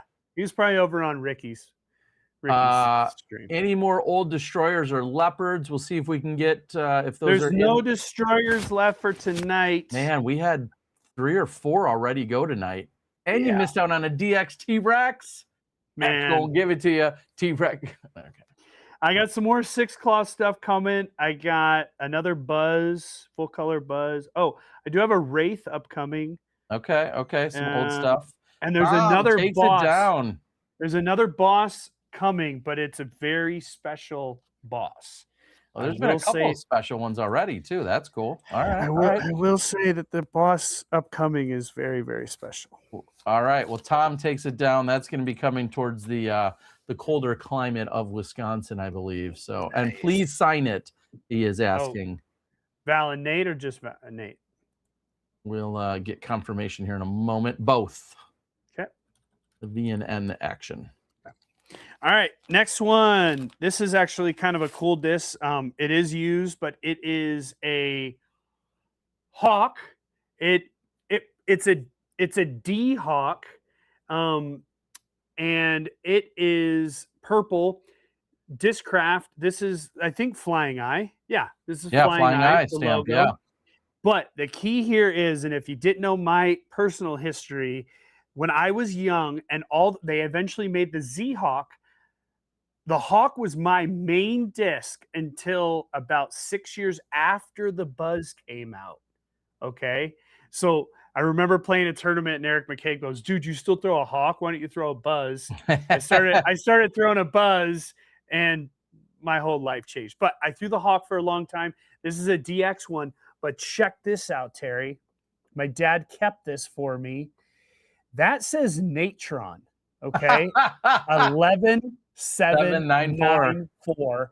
I probably put my name on this somewhere in 1995. I would have been 10 years old, 10 or 11 years old, trying to practice my signature. It is a sticker hawk, and it is used, everybody. I just want to be very, very clear about that. It's a D hawk, and it's pretty chunky, but it was used by me at De La and good old Natron. That was written by me 30 years ago. That is that's awesome. As someone just said, Sparkatech said, I'm gonna run it. That is it's stickered, it's Flying Eye, it's got Natron. It just like so much history in that one frisbee. So it is officially off and running. I think that's really cool. Hopefully our viewers think it is cool as well. You know, the thing about it, so we had the Hawk and we had the Comet. The Comet was a slightly larger diameter. Mm-hmm. And it was a little bit bigger. It floated a little differently, like as it came down. I always liked the Hawk. I felt like the Hawk was just a little bit, I could throw it further. I felt like faster, a little faster. And that was why I really love the Hawk. So boom, there you go. Awesome. Spark Attack in on it and taking it down. Nice. Cool. Congrats. That is a really, really cool historic disc. Yes, sir. Please sign below Natron. So you need an updated SIG instead of the 10-year-old version of you. I like it. That's a good way to do it. Yeah. All right, back to the 6 Claw well of my dad's collection. This is a 6 Claw Buzz. And obviously you see the coloration transitional here. halo to it. All brand new, 177 plus on the Buzz. Brand new 6 Claw Buzz. Run it, T-Dog. All right, love it. People didn't lose their mind as much when they got to the 6-time stuff. I think it's not that they didn't lose their mind. Discraft kind of put it out ahead of time. The 4-time claw were so successful eventually, and then they kind of made 6-time stuff based on the demand. And so the supply met the demand right when they came out. And we see that one's been taken down by Don Moore 97519. So although those I think look really cool and obviously a part of the lineup. It just the scarcity wasn't there like it was for the 4-claw stuff, and so sometimes people still getting really good deals. $18, that's just below retail. All around good deal there for you. Yeah, it was like the market flood. And I mean, look, Yes, that's a much shorter way to say everything I just said. You're right. they've got to make that 10 mil back somehow, Tear Bear. Right. I mean, Gotta pay him that make that's bets. right. And Bet look, he's fella. the man. He won 6 world titles. Put as many of them out there as you can. All right. So the theme of this show may end up being the hammer. I don't know. That's my nickname for Barsby. Paul, for Barsby. I know there's the Barsbarians, but I like. Funny story about Barsby. One day he came to me. He says, Nate, I got this great idea. I'm gonna buy 500 inflatable hammers that squeak. Okay, squeaky hammers, and I'm gonna just pass them out. And every time I make a putt, everybody's gonna be hitting these hammers. Squeak, squeak, squeak, squeak, squeak. That sounds obnoxious. So I love Barsby, the hammer. All right, we're gonna go back to the Innova hammer. Well, check this one out, Terry. Even older than the previous one, and even a different stamp. Damn. How cool! How cool is that? That's like 80. I'm gonna say super late 80s, if not, or early 90s. Yeah, if I had to guess. It doesn't say year. That was before I threw them or was introduced to them in the mid 90s. Yeah. And that was like a stamp or two before that. So this is San Marino, and it has the patent number on the inside, if that gives away anything. It is used. There is some fingernails scratching on the underside. The stamp itself is in pretty good shape. I thought the stamp was pretty cool because it says number 7 up here. Wow. The hammer down in the handle, it says PDGA approved, real small. What? So yeah. Is that like almost like a pinkish cotton candy? Is it? Yeah, a little fade to it, or no? It's pink, but it is faded. So you can kind of see right here, it's a little darker pink. That's probably the original color, and this is a little faded out here. But the weight on it again? Sorry, weight stickered, scaled at 175.5. So 3 ring on the inside. And I think, again, the stamp is cool. It's by Innova Champion Disc Inc. for disc golf. So, I mean, yeah. All right, I'm gonna run it. What a cool piece there as well. Again, very old and historic. User so-and-so says, I finally joined WhatNot just to go old school with you guys. 11392. So you split between Nate and I. I'm 10738 and Nate is 11794. So you're kind of splitting the difference between us. Love it. And my dad was 7277. Interest 7277, which I've probably said our good friend Steve Held is 7257. Right. So close. Played with Barry Schultz in and is playing to this day. So that's awesome. He says, Terry, we played Augusta Am Worlds. Okay, that was my first Am Worlds, which was in 96. I think I remember. Did we play Pendleton King together? PK. Nice. Love it. All right. Congrats, Tom, taking down that sweet piece of history as well. Man, nice, Tom. All right. Tom, you're flying to Seattle. What for? Probably for the Cascade Challenge. Come on, baby. Jomez Tour. What? Ricky's raiding us. What? Raid? Love you, Rick. I don't have any Rick discs. Dang it. Slick Rick? No? What up? What up, everybody? Hey, Rick. Thanks, Rick. Hope you're doing well. He's officially in the chat, Rick. Thanks for the raid. We appreciate it. And hope that everything went well. And I know you're doing your last one tonight before you head overseas. So awesome to see. And just for that, Rick, I'm gonna get an extra video or two of you when we get over to Europe. He says, we were chatting about you, Nate. Funny how the world works. Certainly is. Great Love to it. see you. Hopefully the show went well tonight. We were peeking in on you before the show started. We saw you Yeah, giving away some stuff. So love it. yeah, Hope no you're doubt. feeling a little better there, Rick. All right. What are we moving on to next? A little more history here, I'm sure.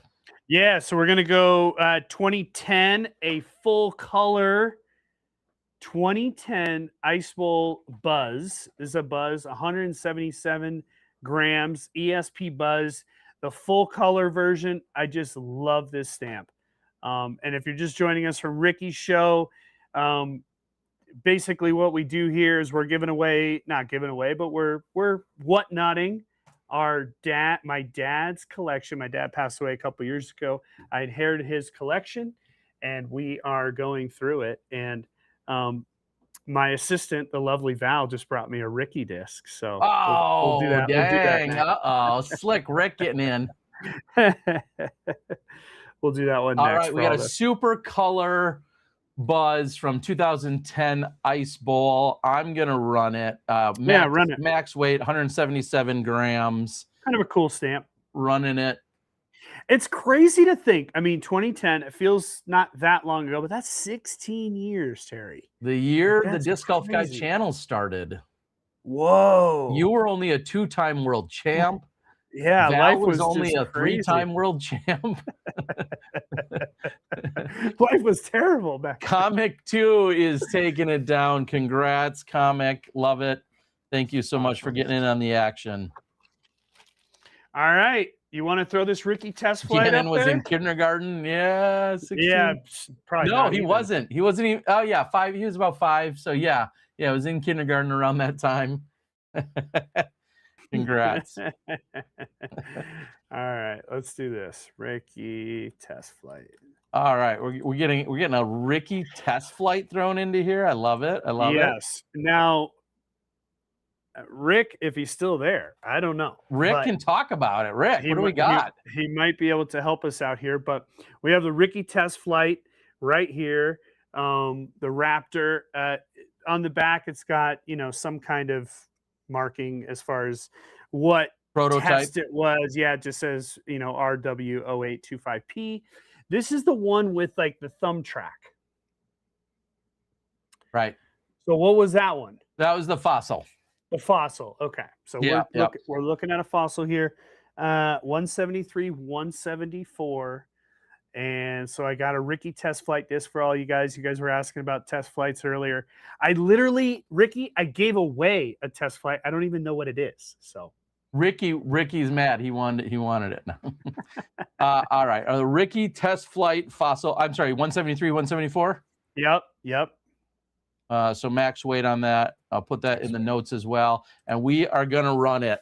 Rick shows up. We got to get Slick Rick involved. So absolutely. A Ricky test flight Fossil. And I will ship this, in a bag. Yeah. I don't store it in a bag, but I'll ship it. It'll go in a bag and then into a box, because I don't know if Rick was using boxes over there. He should be using my disc in a box. Disc in a box. We know that Nate ships all discs in my disc in a box. So this is probably a good forehand. He can just kind of slam it out there. Oh yeah. And Gexter619 takes it down. Congratulations. This will give you a quick demo, of course. I mean, the great thing about my disc in a box that they can fold. They can fold to either fit one disc, or you could fold them a little bit differently so they could fit 2 or 3. Cardboard, reusable, everything you need. When you need more discs to ship any disc anywhere in the world, reach out to me. My disc in a box can help you out. It's also on the Disc Golf Guy website. So little plug as if you needed one, but there's a plug out there. My disc in a box. And of course I have 2 mil and 4 mil bags to keep all these gems protected. All right, sold. Gexter, as I said, took it down. Congrats on that. Pretty sweet. Nice little pickup there. Man, we're going we're gonna kind of go Team Discraft for a few. I'm switching up the order just a tad here. We're gonna go Team Discraft here. So we're gonna go back to the 6 claw world. This one's green. This is a zone 173, 174. Yeah, All right. pretty. I know people always ask, like, puddle or not? It's pretty puddle top. Yeah, it is very flat. Look at that thing, man. The thing is like I New and could probably unthrown. yeah, brand new, unthrown. Yep, totally brand new. Let's Probably run it. in a bag from day one. Yeah, your dad, like you said, must have continued just to order as all of these were coming out. I mean, that obviously is only a couple years old, and just couldn't get enough. Yeah, I mean, literally, my dad passed away, and the box that had all the Six Claws was unopened. Wow. So, like he probably didn't even get to it. I know you have a lot of unopened boxes, Terry, at your house too. So, All right, that has been taken down by Mile High Moose. Mile High Moose, congrats on the pickup there. Couple of questions. I have a friend named Brandon who's addicted to buying discs. Is he in here? I don't know. I hope so. Brandon, hope you're here. What did they say over at Sun King? Easy to get in and tough to get out. Hard to get out. So welcome in, everyone. If you use the code in the description, use my little referral code, you get $15. I think we get a $5 kickback. So if you get signed up for WhatNot, glad to have you guys here. Seriously. Terry, when are we getting some of those mystery boxes? I'm not sure which mystery boxes you're talking about, but I don't know. We'll find a way one way or another. Maybe that's the mystery. All right, what do you got for us next here, Nate? we are going to go to El Capitan, Paul Ulibarri, the champion in Waco, or in Austin. Austin, yep. And in an epic comeback from the chase card. The story of the year so far. I mean, Antela winning a major, that's a great story. This is bigger. We all knew Antela would win. Nobody knew that Yuli was going to win again. That's right. So this is a flex Captain Raptor, and what do you guys call this? Splatter? Is that a jawbreaker version, maybe? No. This is Z Flex. But what's all this like stuff? Is that splatter, right? Or no, that's an Innova term, right? Yeah, they have splatter. I don't know. What do they call that? Weird. What do they call that? I feel like that's generally referred to as jawbreaker. Yeah, that's what the chat's Really? saying. Yeah. So that was what year was that one, everyone? I have enough Captain Thrashers from year one that I didn't this is a Raptor, but yeah. Sorry, Raptor. Was that last year's? A year or two ago? I don't know. Okay, 2023, Big Z is saying. And he's got Big Z in his name. So I got to trust he knows what he's talking about. 2023 Captain's Raptor. All right. There you guys go. Let it rip, Ter. All right. 2023, going to run it. 2023. I'm trusting that's right. Captain's Raptor. Big max weight, or what's the weight on it? Yeah, max. They usually send maxes. Yeah, 173, 174. Again, brand new, unthrown, only tweaked by my hands right now. Did you mess around with it? Urban Disc Golf takes it down. Congrats. Did you mess around at all much with the Raptors? I mean, no, because that all came out after I stopped playing. Yeah, that's what I'm saying. Like when Paul came back to the team right after I left. Well, okay. I opened Bevel is the way I should explain it. So right. Yeah, no, I never really did.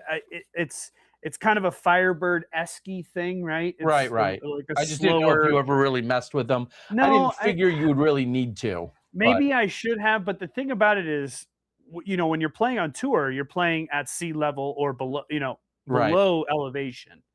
And I live at elevation. So I got so used to adjusting, practicing here, training here, going down to sea level. I got good with that adjustment, right? Right. But that thing was just so damn stable. I had to just crank on it, and I couldn't make the adjustment. So never went down there. Let's jump to the next one, Terry. Somebody was asking about Pro Worlds from Augusta, but I don't have one of those. But I do have a Lemon Lake Crown Point Pro Worlds Katana.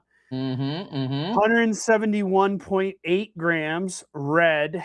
I love it. It's actually really pretty. Star. It is a CFR. You're right. In the bag, my dad has the little tag, which I don't think you get anything for it. Not anymore. You have to send that in filled out, and then once a month they would pull Oh, to right, win stuff. right. And Okay. so what does it say? Oh no, look, he did. He filled it out and sent it in. I Cut love it off. it. Yeah, he sent it in. That's why it's cut off there. Right, And then right.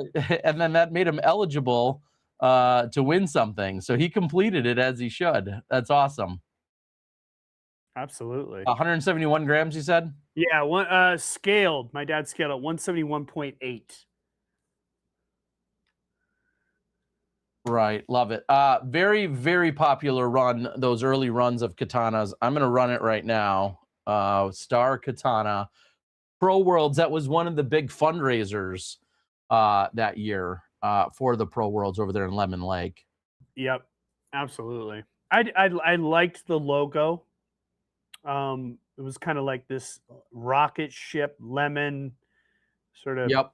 being sliced by Uh, discs. there's probably a little circular JD on the design for John Dorn, who I believe did that design. Is there a little tiny JD inside of a circle? I feel like he was. Yeah, maybe right here on the edge of this little planet, there's one. It's really hard to see. It's a J and a D. It's John Dorn, who's now part of Team MVP and has done Oh, okay. thousands of stamps within disc golf. Cool. So, and from Wisconsin, coincidentally. So, just I'm It not all saying starts in Wisconsin's the best disc golf Wisconsin. state, but I'm just saying. It all All right, starts and congrats. ends. Special J94 takes that one down. Nice work. Congrats. All right, we're gonna go back to That was the disc 31, just to be on the same page, hopefully. Yep. Love it. Love it. AB. We're gonna go to an AB disc now. I'm just gonna write it down. Okay. So Anthony Barella, our man AB, with a swirl. What is it? Swirl focus. Yeah, pretty cool. You Yeah. know? Tour Series Swirl Focus or Signature Swirl Focus. Yeah. Max weight? They usually always send max weight, but yeah, 173, 174 on there, unthrown, probably just again tweaked by me. A lot of times I get these discs in the mail and I just kind of feel them out. You just want to molest them. I do. I have in the backyard around the basket. I do have a lot of like the Ricky putter, Macbeth putters, AB. I play with that stuff in the backyard quite often just to mess around with it, but never really played like a round with any of these. Okay. Well, this one's new, unthrown. Yep, let it rip. Little AB Swirl Focus obviously have become very popular. That is somebody tell us how old. I know they just came out with another new design, but that one is a year or two old now. Probably. Something like that. Somebody can tell us out there on the board, and I don't believe it's going to go for as low as that. Okay, that's a little more realistic here. Can't be getting any steals on that. Cody wants in on it. Where's the spotted cows during the show? Unfortunately, I don't have any spotted cow here. Yeah, where the spotted cows? Yeah, Ted? I don't have any spotted cow here. I did have a beer from OTB, a barrel-aged a barrel-aged stout. Yep. That came in earlier. Oh, is that even cold? No, yeah, we got warm, otherwise warm ones, but a barrel-aged stout that I picked up from Danny at OTB this weekend. A big shout out to Danny. I love Danny. Love the whole OTB crew, man. They did that beer with Horace Aged Ales down in San Diego, California. I had the pleasure of brewing 2 beers with Kyle from Horace this January. We had a blast. If you don't know, Kyle, who is the owner and head brewer of Horace Aged Ales, is the #1 disc golf course Collector. collector Player. on the planet by double. but he's mid-August this year. He says he should be at 5,000. And so Damn. that's the goal, to get to 5,000, and who knows what he does beyond that. But yeah, big shout out That's to those crazy. guys. Well, it's a damn good beer. So thank you for that, as I had a couple of them. All right. Mad Davis says, I need a Nate and Upland Brewing collab. Oh, well, Anything's let possible. me know. All right. What Let's do we got it. next? So back to kind of the DX. Well, again, we're selling my dad's collection here for the most part. This is a wintertime open from 2007. So this would have been the 29th wintertime open from 2007. And it is a DX Wraith, 170 grams. Pretty good shape, mostly storage wear, some fingerprinting on the bottom, but yeah, we'll call it used, but we'll call it like a 9.5 used. Like, it is used. There's probably a couple little dings, but I mean, even some of the flashing is still on it, so it hasn't been thrown that much. But yeah, all pink. Come back to your roots. Oak Grove, Pasadena, All California. right. Running it. Let it rip. Early-ish versions of DX Wraiths. I mean, Really? Well, Wraiths came out in what, 2006? You know, the Augusta Wraith was, you know, early Champ Wraiths, 2005, 2006 era. Right. And so the fact that this is a DX one, which I feel like came out after the Champ and the Champ ones did. Yeah, definitely early-ish in the Wraith era. And DeKid 1969 takes it down. So congrats, DeKid 1969. 1969. Taking it down. All right. Congrats. Nate and Val, please sign is what is listed. Yep. Val and Nate. So thank you very much. All right. This is our last 6 claw of the evening. This is an Macbeth Undertaker 6 claw. Blue. Some kind of little bit of different color here, but then like kind of cool on the bottom too. Like there's like an interesting color kind of right in there. Yeah, a little transition. Yeah, brand new, unthrown, 173, 174. Final 6 claw of the evening. It is an Undertaker.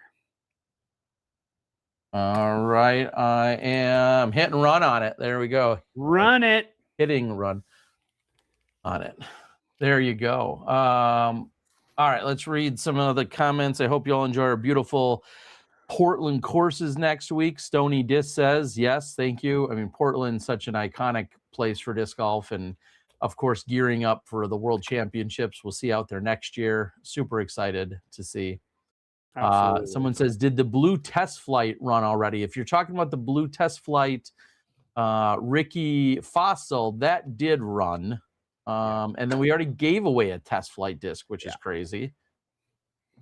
Speaking of giveaways, let's do one more giveaway. R. Johnson taking it down. R. Johnson 11 taking down disc 34. Congrats. I don't know if that's Ryan Johnson, who once lived in the Milwaukee area. If so, we had a few battles out at the old Valley View. It ends in Wisconsin Dairy. Wisconsin loves disc golf. What can we say? It truly does, man. Hey, I had the honor of being a world champ there. All right, we're gonna give away a USDGC chalker. Oh, I didn't even put up that picture. It's unused except for right now. And it will come in a bag right here. Give me 2. It's gonna. I'll have to get this set up for 2 seconds to get that one out there. That one's on me. Yeah, that's all right. We blame you for. But we'll get that running here in a minute. All right, you start working on the next disc description here. While I get that. Yeah. We're gonna, like, everything from here on out's pretty awesome. There's one more random one, but everything else either has a connection to me or is some kind of test flight or something. So if you've been waiting around this whole time, well, God bless your soul, because you've been with us for almost 2 hours and I got to go soon anyway. So let's get this party started. We're going to go with a first run black ESP Surge. What? Signed by me back in those days. This is going to be right around the 2007-ish era. All black, signed silver. Now, this one was signed by me. My dad had me sign it. Okay, so I never actually threw this one. This one is brand new, and I'm trying to hold it at the edge because it is chalky AF. Okay, 174. It does have a bunch of fingerprints on the bottom. I mean, that's me signing it and all that stuff, but it's probably been in a bag for about 19 years. So brand new, first run Surge. Wow. Let it rip, T-Dog. Yeah, I'm going to say there's a lot of people that reach out to me and ask me to dig for the early run Surges. And here's your chance. I only have so many that I've ever had my hands on. And here's your chance to get a pretty sweet one. Especially one that's that unique, already signed by you and everything else. Yeah. Man, if it wasn't black, someone said, yeah, I mean. Yeah, the red ones, I loved red. Right, that was right, mine. That was my favorite color of Surge, for sure. Right, I hear you. Gotta add some action in the giveaways. Whoops, excuse me. And it looks like, was this taken down? It looks like it might have been. Let me get out of here. Congrats. Disc Golfer 316. 316. I believe one earlier, yes, back the black Titanic disc. So I'm sensing a pattern. Me too. I like that. Love it. Yeah, man. The thing was, it was hard to throw a black disc because you'd throw it out there and it would land, and then it would just get hot and kind of like deform. And like really hot summery tournaments, they were not great. So, anyways, we've already had 2 hammers given out. Now we're calling this the hammer episode because I have one more hammer, but it might not be the one you think. This is a hammer head. Okay. Yeah. And it is a DX hammerhead, scaled at 179. It is used. My dad had it marked at a 7 out of 10 used. It's pretty used, but again, the stamp is in pretty good shape. And once I had the other 2 hammers, Terry, I had to go for the third one. I just couldn't help myself. So funny thing about this, you got to look real close, but right here, okay, there's two little statements right here. And one of them says guaranteed unbreakable, and the other one says floats in water. So, yeah. Was that I genuinely don't know. Was that kind of not a shot at lightning, but was that like I think so. Like I think so. A jab back because they went, yes. they were, unbreakable and they floated. Yeah. And it's funny how they, in the stamp, the hot stamp, they wrote 180 gram mid-range turnover driver. Okay. Now this is a mid to us, but Right. back in those days, this was a mid-range turnover driver. Okay. Yeah, I think it might have been a jab at lightning for sure, but either way, kind of a unique piece. Yeah, that is that I don't remember those because I wasn't necessarily into those at the time. But that's crazy. Green. Sorry, let me finish your giveaway info here. Excuse me. Get this up and going, and then I'm going to get that running. So the hammerhead, interesting. All right, auction, and it's off and running. How used again did you say that is? Or my dad had it marked at a 7 out of 10. I think Okay. I agree with that. There's definitely some like rim scuffs and things like that, but the stamp itself is in pretty good shape. There's one kind of major swipe, like it hit a branch or a twig or something right here. But Okay. yeah, used 179 is the scaled weight on it. It was marked 178, but yet on the hot stamp it said Right. 180. So Yeah. we've got 3 weights on the thing. Kind of right like now. my stomach. We do some rounding there. So there you go, T-Dog. All right. Human Level wins this one again. Another win for Human Level to go along with, I think, a givey that you got earlier. And speaking of givvies, I have them updated, which means that I can run the what were you showing off? The chalk bag before? Let's run the chalk bag. Yeah. USDGC 2025. So I would have gotten this in last year's players package. There you go. USDGC chalk bag. That's all part of the giveaway, or that is the giveaway. All you gotta do is be a follower here on the channel. It's not a cult.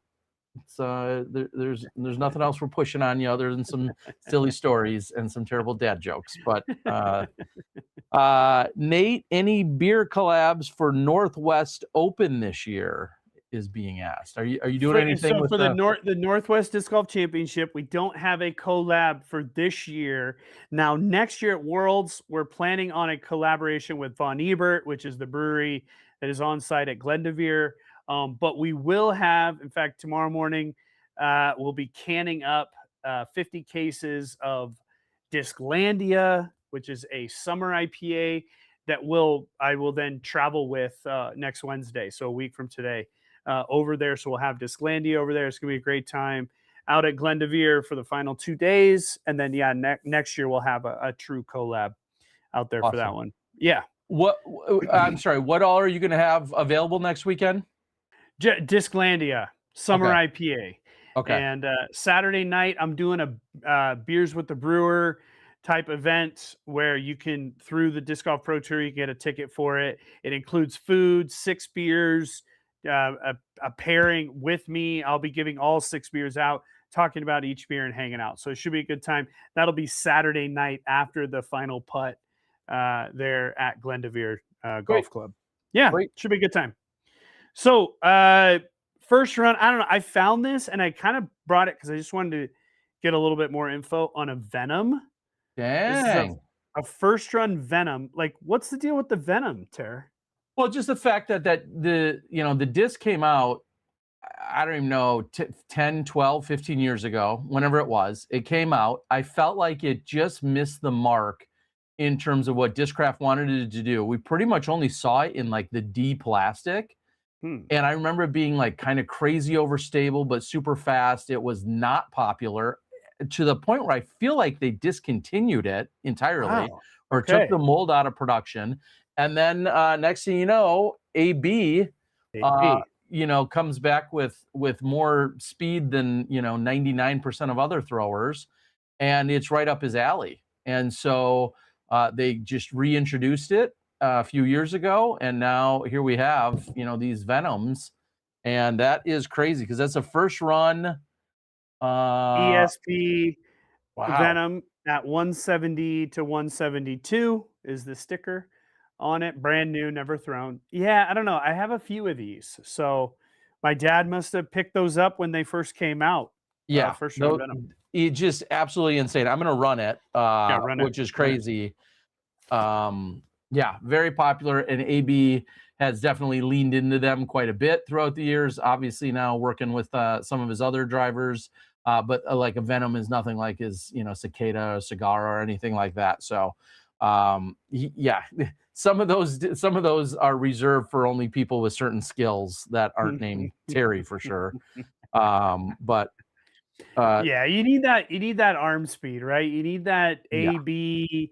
I mean, he throws it so fast that he's able to get these kinds of discs to hold up the way he did. And when you really think about last year in Rock Hill, I mean, that ability to throw those overstable discs in that wind, I mean, that wind was chaos. Right. I mean, complete chaos for the whole field, and he handled it beautifully, and that's why he won the tournament. Shack taking it down. I feel like that's not the first one for Jet Shack. So if so, either way, congrats.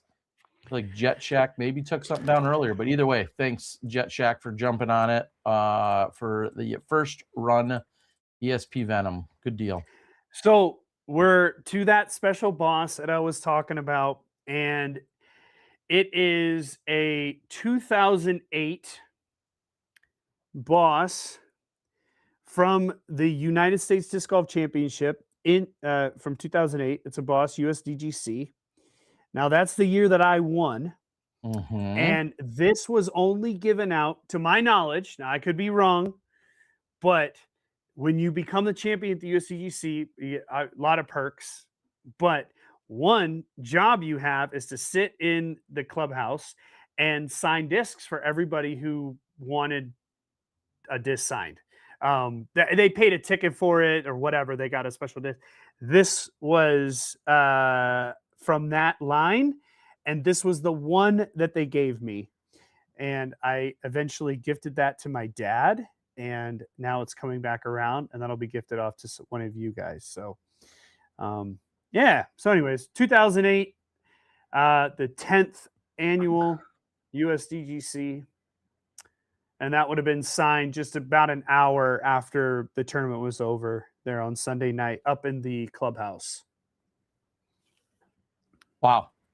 Good memory for me. Yeah, I'm writing it in the description. That is ridiculous, and I'm not gonna lie, I hate seeing that leave your possession. So I hope whoever grabs this absolutely loves it and protects it and hangs it or does something special with it. That is a really cool piece of history for sure. Yeah, and this one was kept in a bag its entire life, so it's not faded. Yeah, it's in good shape. I mean, we're talking this is 18 years ago, right. right? So it's like I've had people show me these over the years, and the color is faded. Generally, like it was out hanging on a wall or somewhere in the sun. Right. And this was not. This was kept in a box and in a bag the entire time. So, well, Tom is going to take it home and love it and then some. So, congrats to you, Tom. nice. Very cool. Tom is saying, Nate, you keep that. So, and I don't think he's kidding. Tom is too sweet. He says, I mean that. He is. Here, I'm not gonna lie. I know you don't collect. I know you don't hoard, but it is a very cool piece of history. So I agree. Here's the deal I'll make with Tom. Tom, I want you to hold on to it for me. And if we ever come across each other, I'll get it back from you. There's the deal. Wow. All right. Look, Terry, we started the show off by talking about my mentality with this. These are meant to be with people. And I was gifted another one of those. It's crazy faded. We put it up at Bevel, and so it's there, but it's not in that condition. And I wanted that disc to go out to somebody who would collect it and really feel like they could have it in their collection. So that was my mentality behind that one. Well, he says, okay, it's yours though. Whenever you want it, I'll keep it stored. So very Awesome. cool. Thank you, Tom. Tom, I know one time recently at our last show you and I did, you let an Ontario Rock go without giving me first dibs on it, and Tom graciously won it and then shipped it to me. So thank you, Tom. We appreciate you so much. Yeah, man. thank you, Tom. Very Appreciate kind you, buddy. of you. All right, next one up is a completely blank rubber blend Challenger. Now, if you don't know the story of the rubber blend Challenger, towards the end of my career, Mike over at Discraft was trying to do some fun stuff with me, and he was like, "Dude, I came up with this like rubber blend thing," and where they put some rubber in it, like there's little flecks of rubber. Right. Okay, it's not rubberized like like a Vibram disc. Yeah, like a Vibram disc. But this one specifically has less percentage of rubber in it. I don't know if it was one of the first ones off. And I putted with this quite a bit, like around a practice green, because the sticker is like kind of pulled off by my hand, or maybe I played catch with it or something. There's like a slight amount of wear, but I mean, it's completely blank. This is what it eventually turned into the Nate Doss Rubber Blend Challenger. So super good condition, nice and stiff. It's got a pretty good feel. The little bit of less rubber makes it a little bit more truly DX-like. So right. Wow. Okay. Lionel says, "How'd you get that out of the factory without a stamp?" Well, when you're Nate Doss and you have 3 world titles, shit goes his way sometimes. Well, and look, I have a pen here. If somebody wins it and they want me to sign it, I'll put There a you go. stamp on it Yeah. for I you. mean, I'm going to run this. We've seen other challengers of yours go for triple digits. I'm running this one now. A completely blank, never stamped rubber blend challenger, lightly used. I think is a pretty. I mean, that's why we're here, is for cool, really cool stuff like that. Not that the other stuff hasn't been cool, but that is definitely a really sweet disc. And Yeah. I don't know if Eli, buddy Eli, is out there watching. He's always looking for more Nate Dash challengers, and he hits me up all the time. And I know if he's possibly watching, he would love to get in on it. So very cool. Blank rubber blend challenger from Nate Doss here. Is that Derek Billings? D Bill? Yeah, is that you? What they're saying? What's up, homie? It's Derek Bill. I'm guessing that's the same guy, and none other than Big Z Disc Golf taking it down. Big Z. I'm sure you want me to Yeah. leave it clean, Big Z, or you Yeah, want me to Big Z. sign You it? let him know. He says sign it, Mr. Doss. You want front or back? Is all we need to know. Where do you want it I mean, signed, I Big think Z? front, but I'll sign back if you want it. You let me Whatever. know. Yeah. Let's see what Big Z officially comes in with to have it signed. He says front, big signature. All right, here we go. Oh, so much pressure. Who was it recently talking about how iconic your signature, which you've worked on, right? Like, well, you saw the early Natron ones on that purple. Yeah, when you're 10. I mean, you've put some thought into your autograph. My mom used to, she saved it for the longest time. I think it's all gone now, but my mom had my notebook from like that 12 or 13 age where I had completely filled it with Nate Doss signatures. That's all I did at school one day, was just sign over and over and over. It's gonna be a big deal someday. It was probably right after a Masters Cup. Sure. See, the Masters Cup would come through town every year in April. In those days, it was in April, and like Kenny would be there, and Barry, or this was before Barry even. I mean, the Jeff and Johnny, Stevie, like all the big names, Scott Stokely, and I want Crazy John Brooks. I wanted to be those guys, and so I was like, you know what? If I'm going to be signing shit, I better sign. And so I just practiced it over and over and over again. But the one that I do now is sort of, and you can see in those ones, some of those guys that won some of those one-time ones where it was like Nathan, Doss, and then 11-7-9-4 separate. It morphed from like 05, that was like my signature, all the way until like 2011, 2012, when I started to completely remove the PDGA number. Sure. And just sort of cleanly write my name. And, I take my time with every signatures because I figure somebody's willing to ask me for it. So, all right, one more AVR for the show, and we only have 6 discs left. So we're almost all right. done. Let's well, before that, then let's get in another giveaway. All right. Who won the last one? We're gonna go. Let's do that gray shirt, Ter. All right. I don't even remember this shirt. So, I mean, I definitely know the logo, but I don't remember ever seeing it on a shirt. And that's got to smell delicious and be as fresh as they can be. Because this is a 27-year-old polo. Yeah, 99 tour, the Elite Tour, Discraft Elite Tour. It's a large. It's a large. So that won't fit me, but hopefully it fits one of y'all. So, oh my gosh, not game worn, as Tom says. And real quick, Mint Disc Guy, thank you for the raid. More people come in, and you guys are just in time for another giveaway. Funny how that works. But no, all you gotta do is follow along. You're eligible for the giveaways. We gave a USDGC chalk bag away recently. We'll figure that out. But congrats to whoever won that. And now a large polo from 1999 with the old school Elite. I like the logo. I think the logo is kind of fun. It's really cool. Back in the day, if you wanted to be sponsored by Discraft, you were wearing stuff like this. And so it was a good time. 200% cotton. Is that what that's made out of? Yeah, it's heavy duty. Heavy duty yeah, it is. cotton. Yeah, you could then you could now cut it up and use it as a beach towel. Yeah. I mean, you can go to Antarctica in this thing. Right. That's how insulating it is. Funny how shirts have come such a long way. All right. Final AVR of the night. We started the show with a couple of good ones. We had a black AVR that we started the show with. We're going to, towards the end here, we're going to do one final AVR.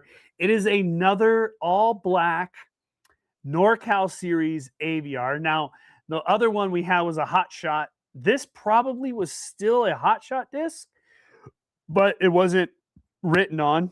Okay. Like it was at that event that the Steady Ed one, where Steady Ed had signed it. So this is a 175 gram small bead, or excuse me, San Marino big bead. You can see the big bead there. All black, 175, mint condition, DX AVR, probably from the late 90s, probably 97, 98. And no autograph or nothing. Totally clean. Totally clean. Damn. Yep. Just mint, brand new condition, Wow. especially for DX. Right. This is in really pretty good condition. I mean, couple little storage wear and little marks, but okay. Again, we'll call black. it like a 9.5. Yeah, I would call it. It's not a 10. It's not a 10, but it's a 9.5. Yeah. All right, we're running it. If you like old school, I wouldn't be surprised if like a Barry Schultz, if he got on the WhatNots, he might even go after something like that. Come on, Barry. We'd sweet. love to see Barry on here. I know Jay and Deds have been doing some WhatNots. If we're getting into that era, so to speak, pretty cool to see. So I'll throw it out there.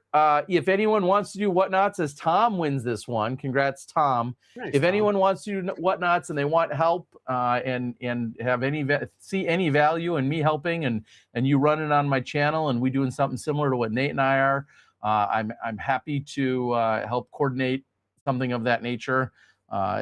In a week or so, I'll be doing one with all of my stuff again.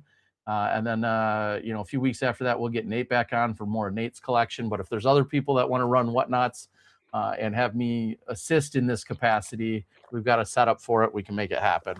Heck yeah. No, it's great. All right, Tom, Thanks, congrats on the pickup there. All right, we're going back to the Challenger well, people. Older than the Rubber Blend. Remember, the Rubber Blend came out that 2017 season. When I won in Vermont, it was with a Rubber Blend Challenger. This goes all the way back to, I think, about 2010, 11, somewhere. I don't even know. But it is a Nate Doss Challenger, all white, second edition. And completely clean, no signatures. In fact, my hands are starting to get dirty just from touching all these discs. So I'm trying to just limit how much I touch it. But yeah, super clean, brand new, Discraft Challenger, Nate Doss version, second edition. Yeah, this is probably, unless you have some collectors out there that bought them and never threw them, this is probably one of the last mint one of these around. Yeah. I don't know how many we did. I mean, I think the first round we did like 500. I was going to say 500 was the number that comes to mind for me. Yeah. I'm running it. It's out there. It's running. But I don't. Oh, sorry. Weight wise, it's max 173. Yeah, 173, 174. And with a black stamp.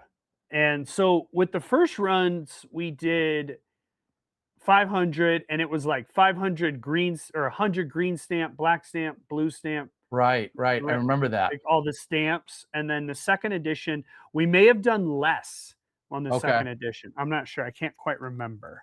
Crazy. Well, Disc Golfer 316 takes that down as well. Disc Golfer 316, you've built yourself a little box tonight of discs that will come in, which is awesome to see. So congrats on that. That is a really cool pickup. He says, Nate, can you please sign? Yes. Top or bottom? Top or bottom? You always ask me that too. That's weird. Anyway, let's not go there.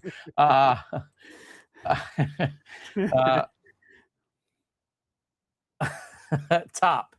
Terry Bottom. Hey, oh, Derek. Looks like our winner for the giveaway was just pulled. And damn it, it just disappeared on me right away. Those go too quick for me. I'm a little too slow. 2 Chains taking down the giveaway, and Disc Golfer 316 taking down the Nate Doss Challenger. Yeah, you're probably gonna hold on to that and then sell it for double or triple in a couple years. That's your prerogative. I mean, one heck of a pickup. Seriously. All right, we got 5 left. All right. The first one I do here is a Paige Pierce 5X ESP Nuke. Okay. I love the stamp. It's like that snowflake. Is that what that is? Snowflake? Yeah, I think snowflake. Yeah. Snowflake foil. Really cool. Max weight, Paige Pierce Nuke. That was one of the ones that Val pulled out of the box for me there. Sweet. So yeah. Let her rip. Paige Pierce. Whoops. Let me put it in the chat. PP Nuke. I'm sorry, wait again. Max 173, 174. Nuke. Whoops, 173, 174. I'm gonna put it out there and we will run it. Run it. Val keeps pulling discs is the request. Big Z says money run. Yeah. Yeah, I mean, it feels nice. I mean, it's interesting. Like, I got these. I never actually threw them, but I mean, it does feel pretty nice, especially for ESP. Probably flips up pretty good. You know, gives a nice ride to it. But puts it on any line you hold it on. Feels good in the hand. Good for amateurs or pros. I mean, you got to say all the things when you're doing a disc review. That's it. Silent Chains taking it down. Congratulations, Silent Chains. Nice. Nice work. All right. 4 discs left. Couple more discs left. Do it. Thank you. We're going to go back to the test flight well, and we're going to do a Paul Macbeth test flight putter. I don't know. What are his putters named? Help me out here, Ter. I don't know if that was. Did they do a test flight Kratos, or is that? This is like a big bead. It's like a big bead. Yeah. Okay. Then it's a Kratos, but in a test flight. Yeah. Interesting. I have some first runs and some protos. I think I don't know that I have any test flight Kratos. Yeah. Kratos. There you go. Interesting. Okay. Yeah. I'm gonna put it in there for test flight Kratos. What weights? Sorry. Oh, yeah, it's probably max. I usually say that. Yeah, 173, 174. 174, new and unthrown. It's not your favorite putter. Nope. It's in a bag. It's in a bag.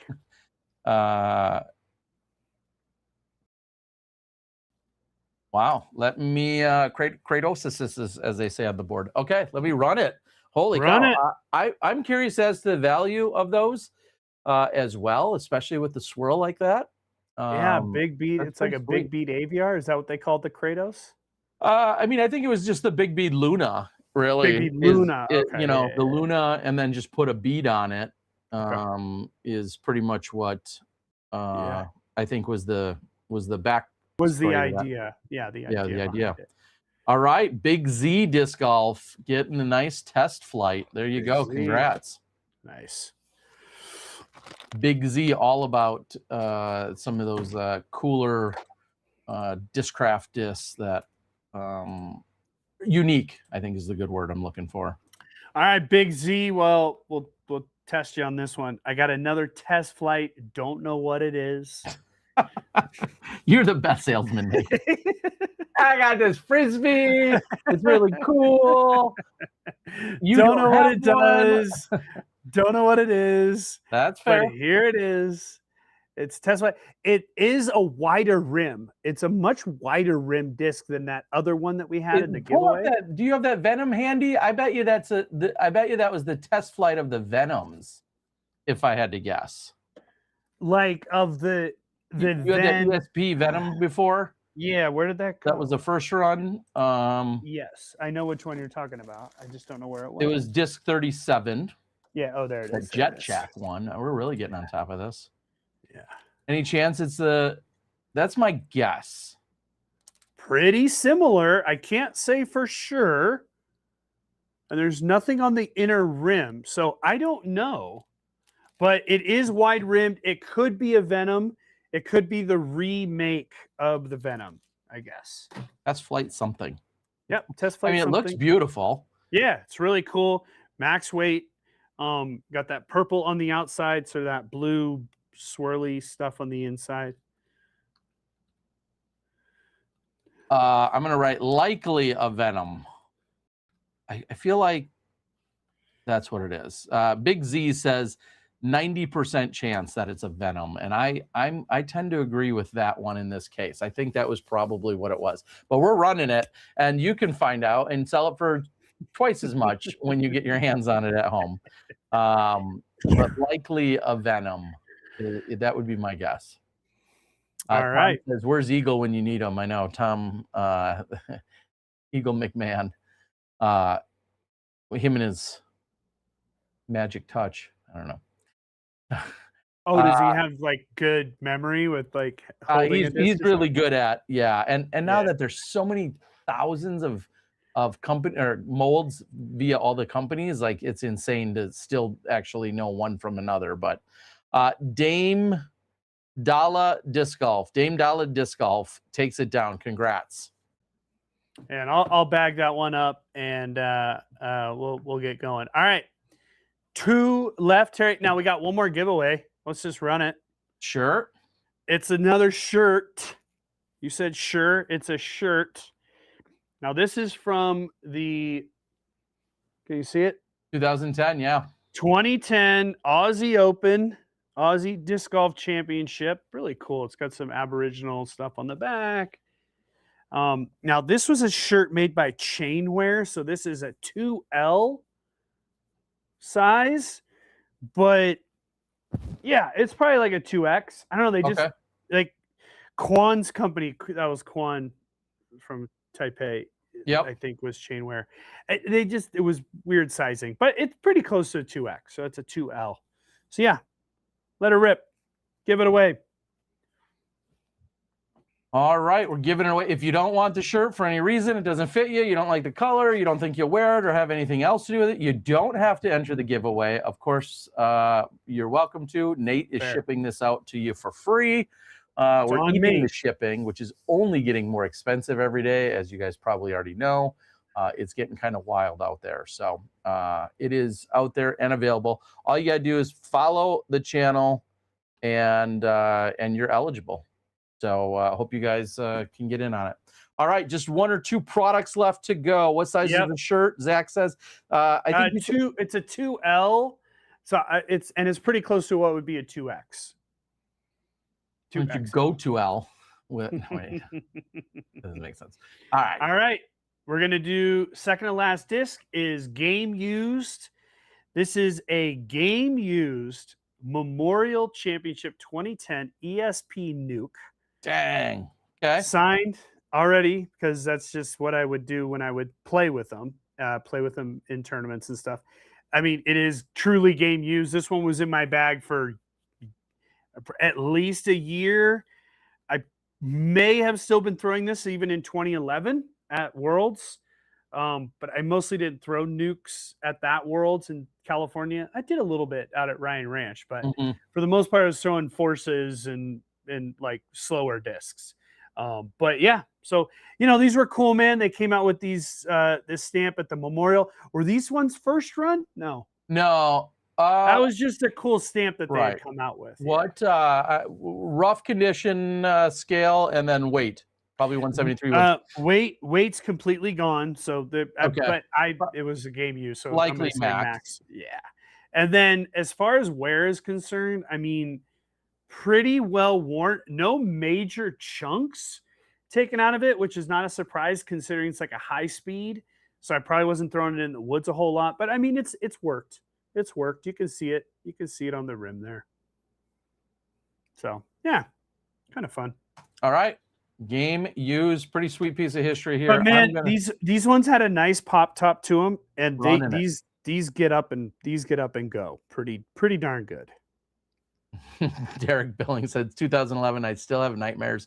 D Bill, come on. So that is the D Bills. What up, D Bills? It is. We played in the lead card several rounds in Santa Cruz. Absolutely. At that Worlds. Yeah. Big Bomber.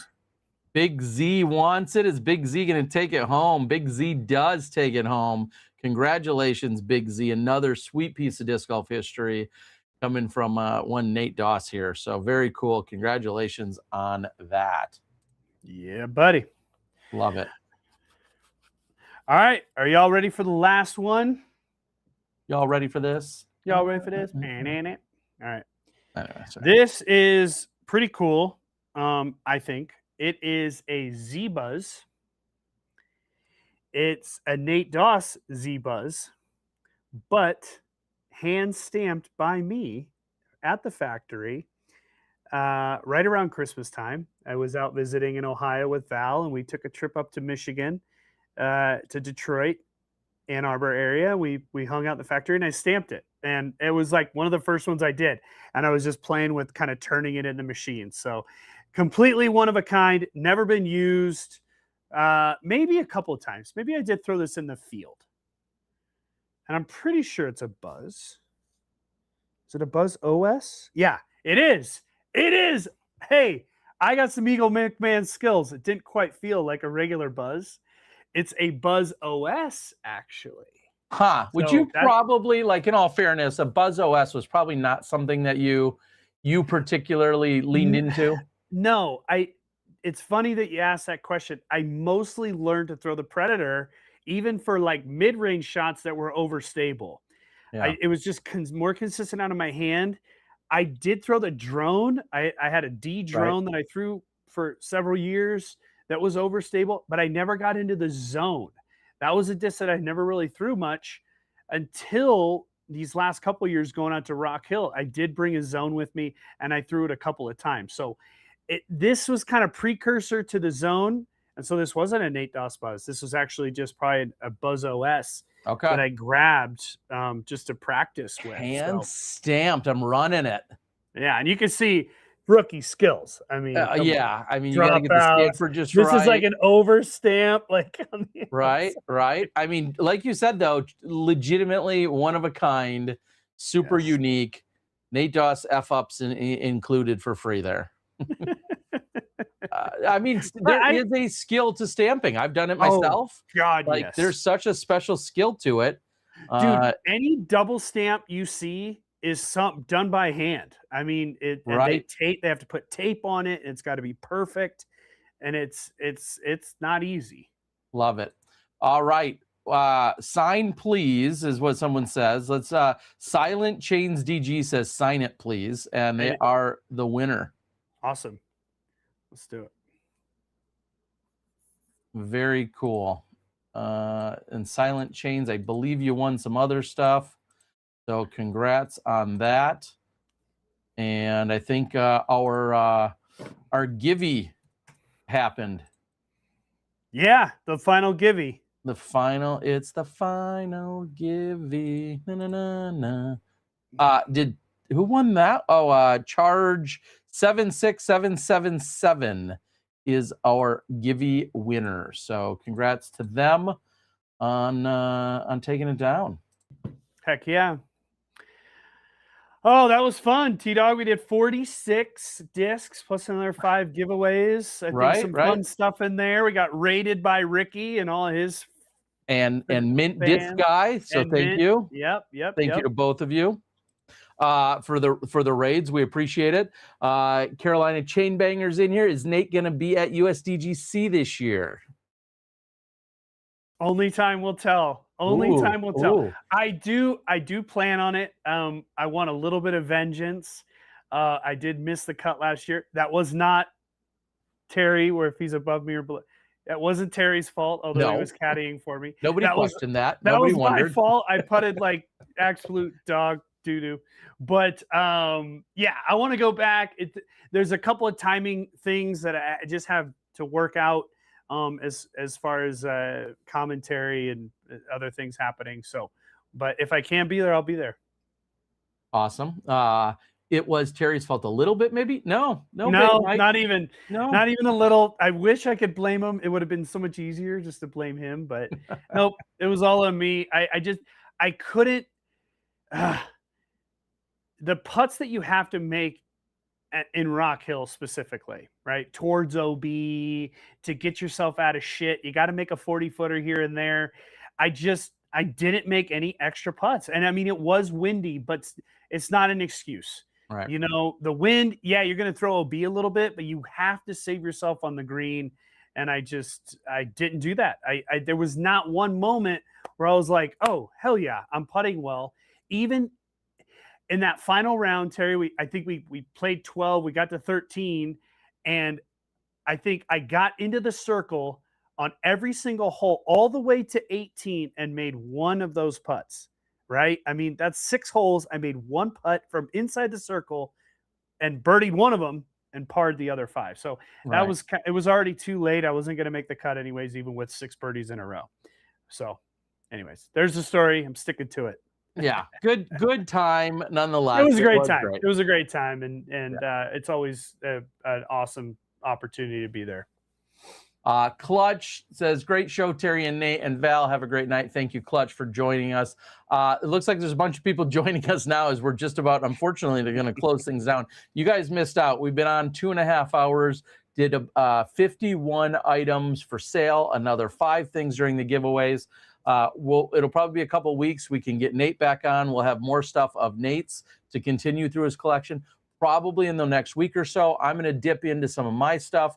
I've got some pretty good old school stuff, new school stuff, little mix of things that will be available for you guys.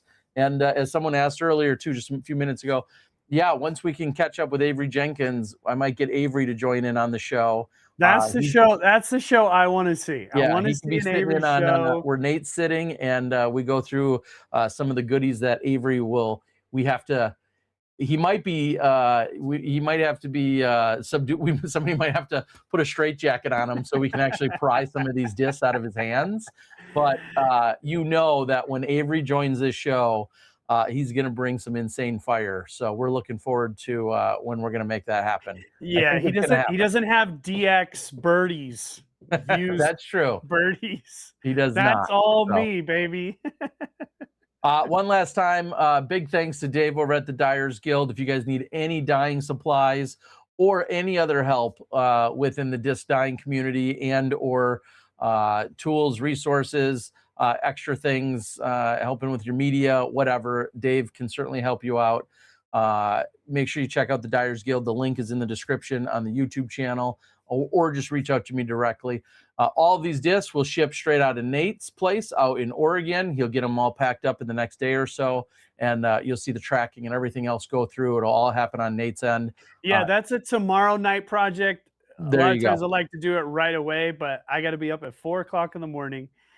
Brewing some beer and I am canning beer tomorrow. Canning beer, even better, because people are going to want to pick some up. Just give them the quick hitter in Portland. Yeah. I know beer is always tough to like kind of travel outside of the state, especially, but in Portland next weekend, people are going to be able to show up and buy what, 4 packs? Yeah, well, it'll be available for sale on the course. Right. I think on Sunday after the tournament, if there's any left over, we'll definitely sell some to go. Okay. But the main point is to have it while you're watching. You know, while you're out there playing. They got the spectator course. You can have beer out there playing and hanging out. But, you know, we're going to have it out at the tournament. It's Disclandia. It's the same name, but this year I completely tweaked the recipe. It's a summer IPA, pretty light, like 6.2, mostly German hops. It tastes fantastic. We're canning it up tomorrow, so it's going to be pretty fresh when it hits tournament grounds next week. Awesome. Well, yeah. Have fun, everyone. Be safe. Thank you to everyone that jumped in tonight. I hope you guys follow along. I hope you hit the save button for next time and bookmark it.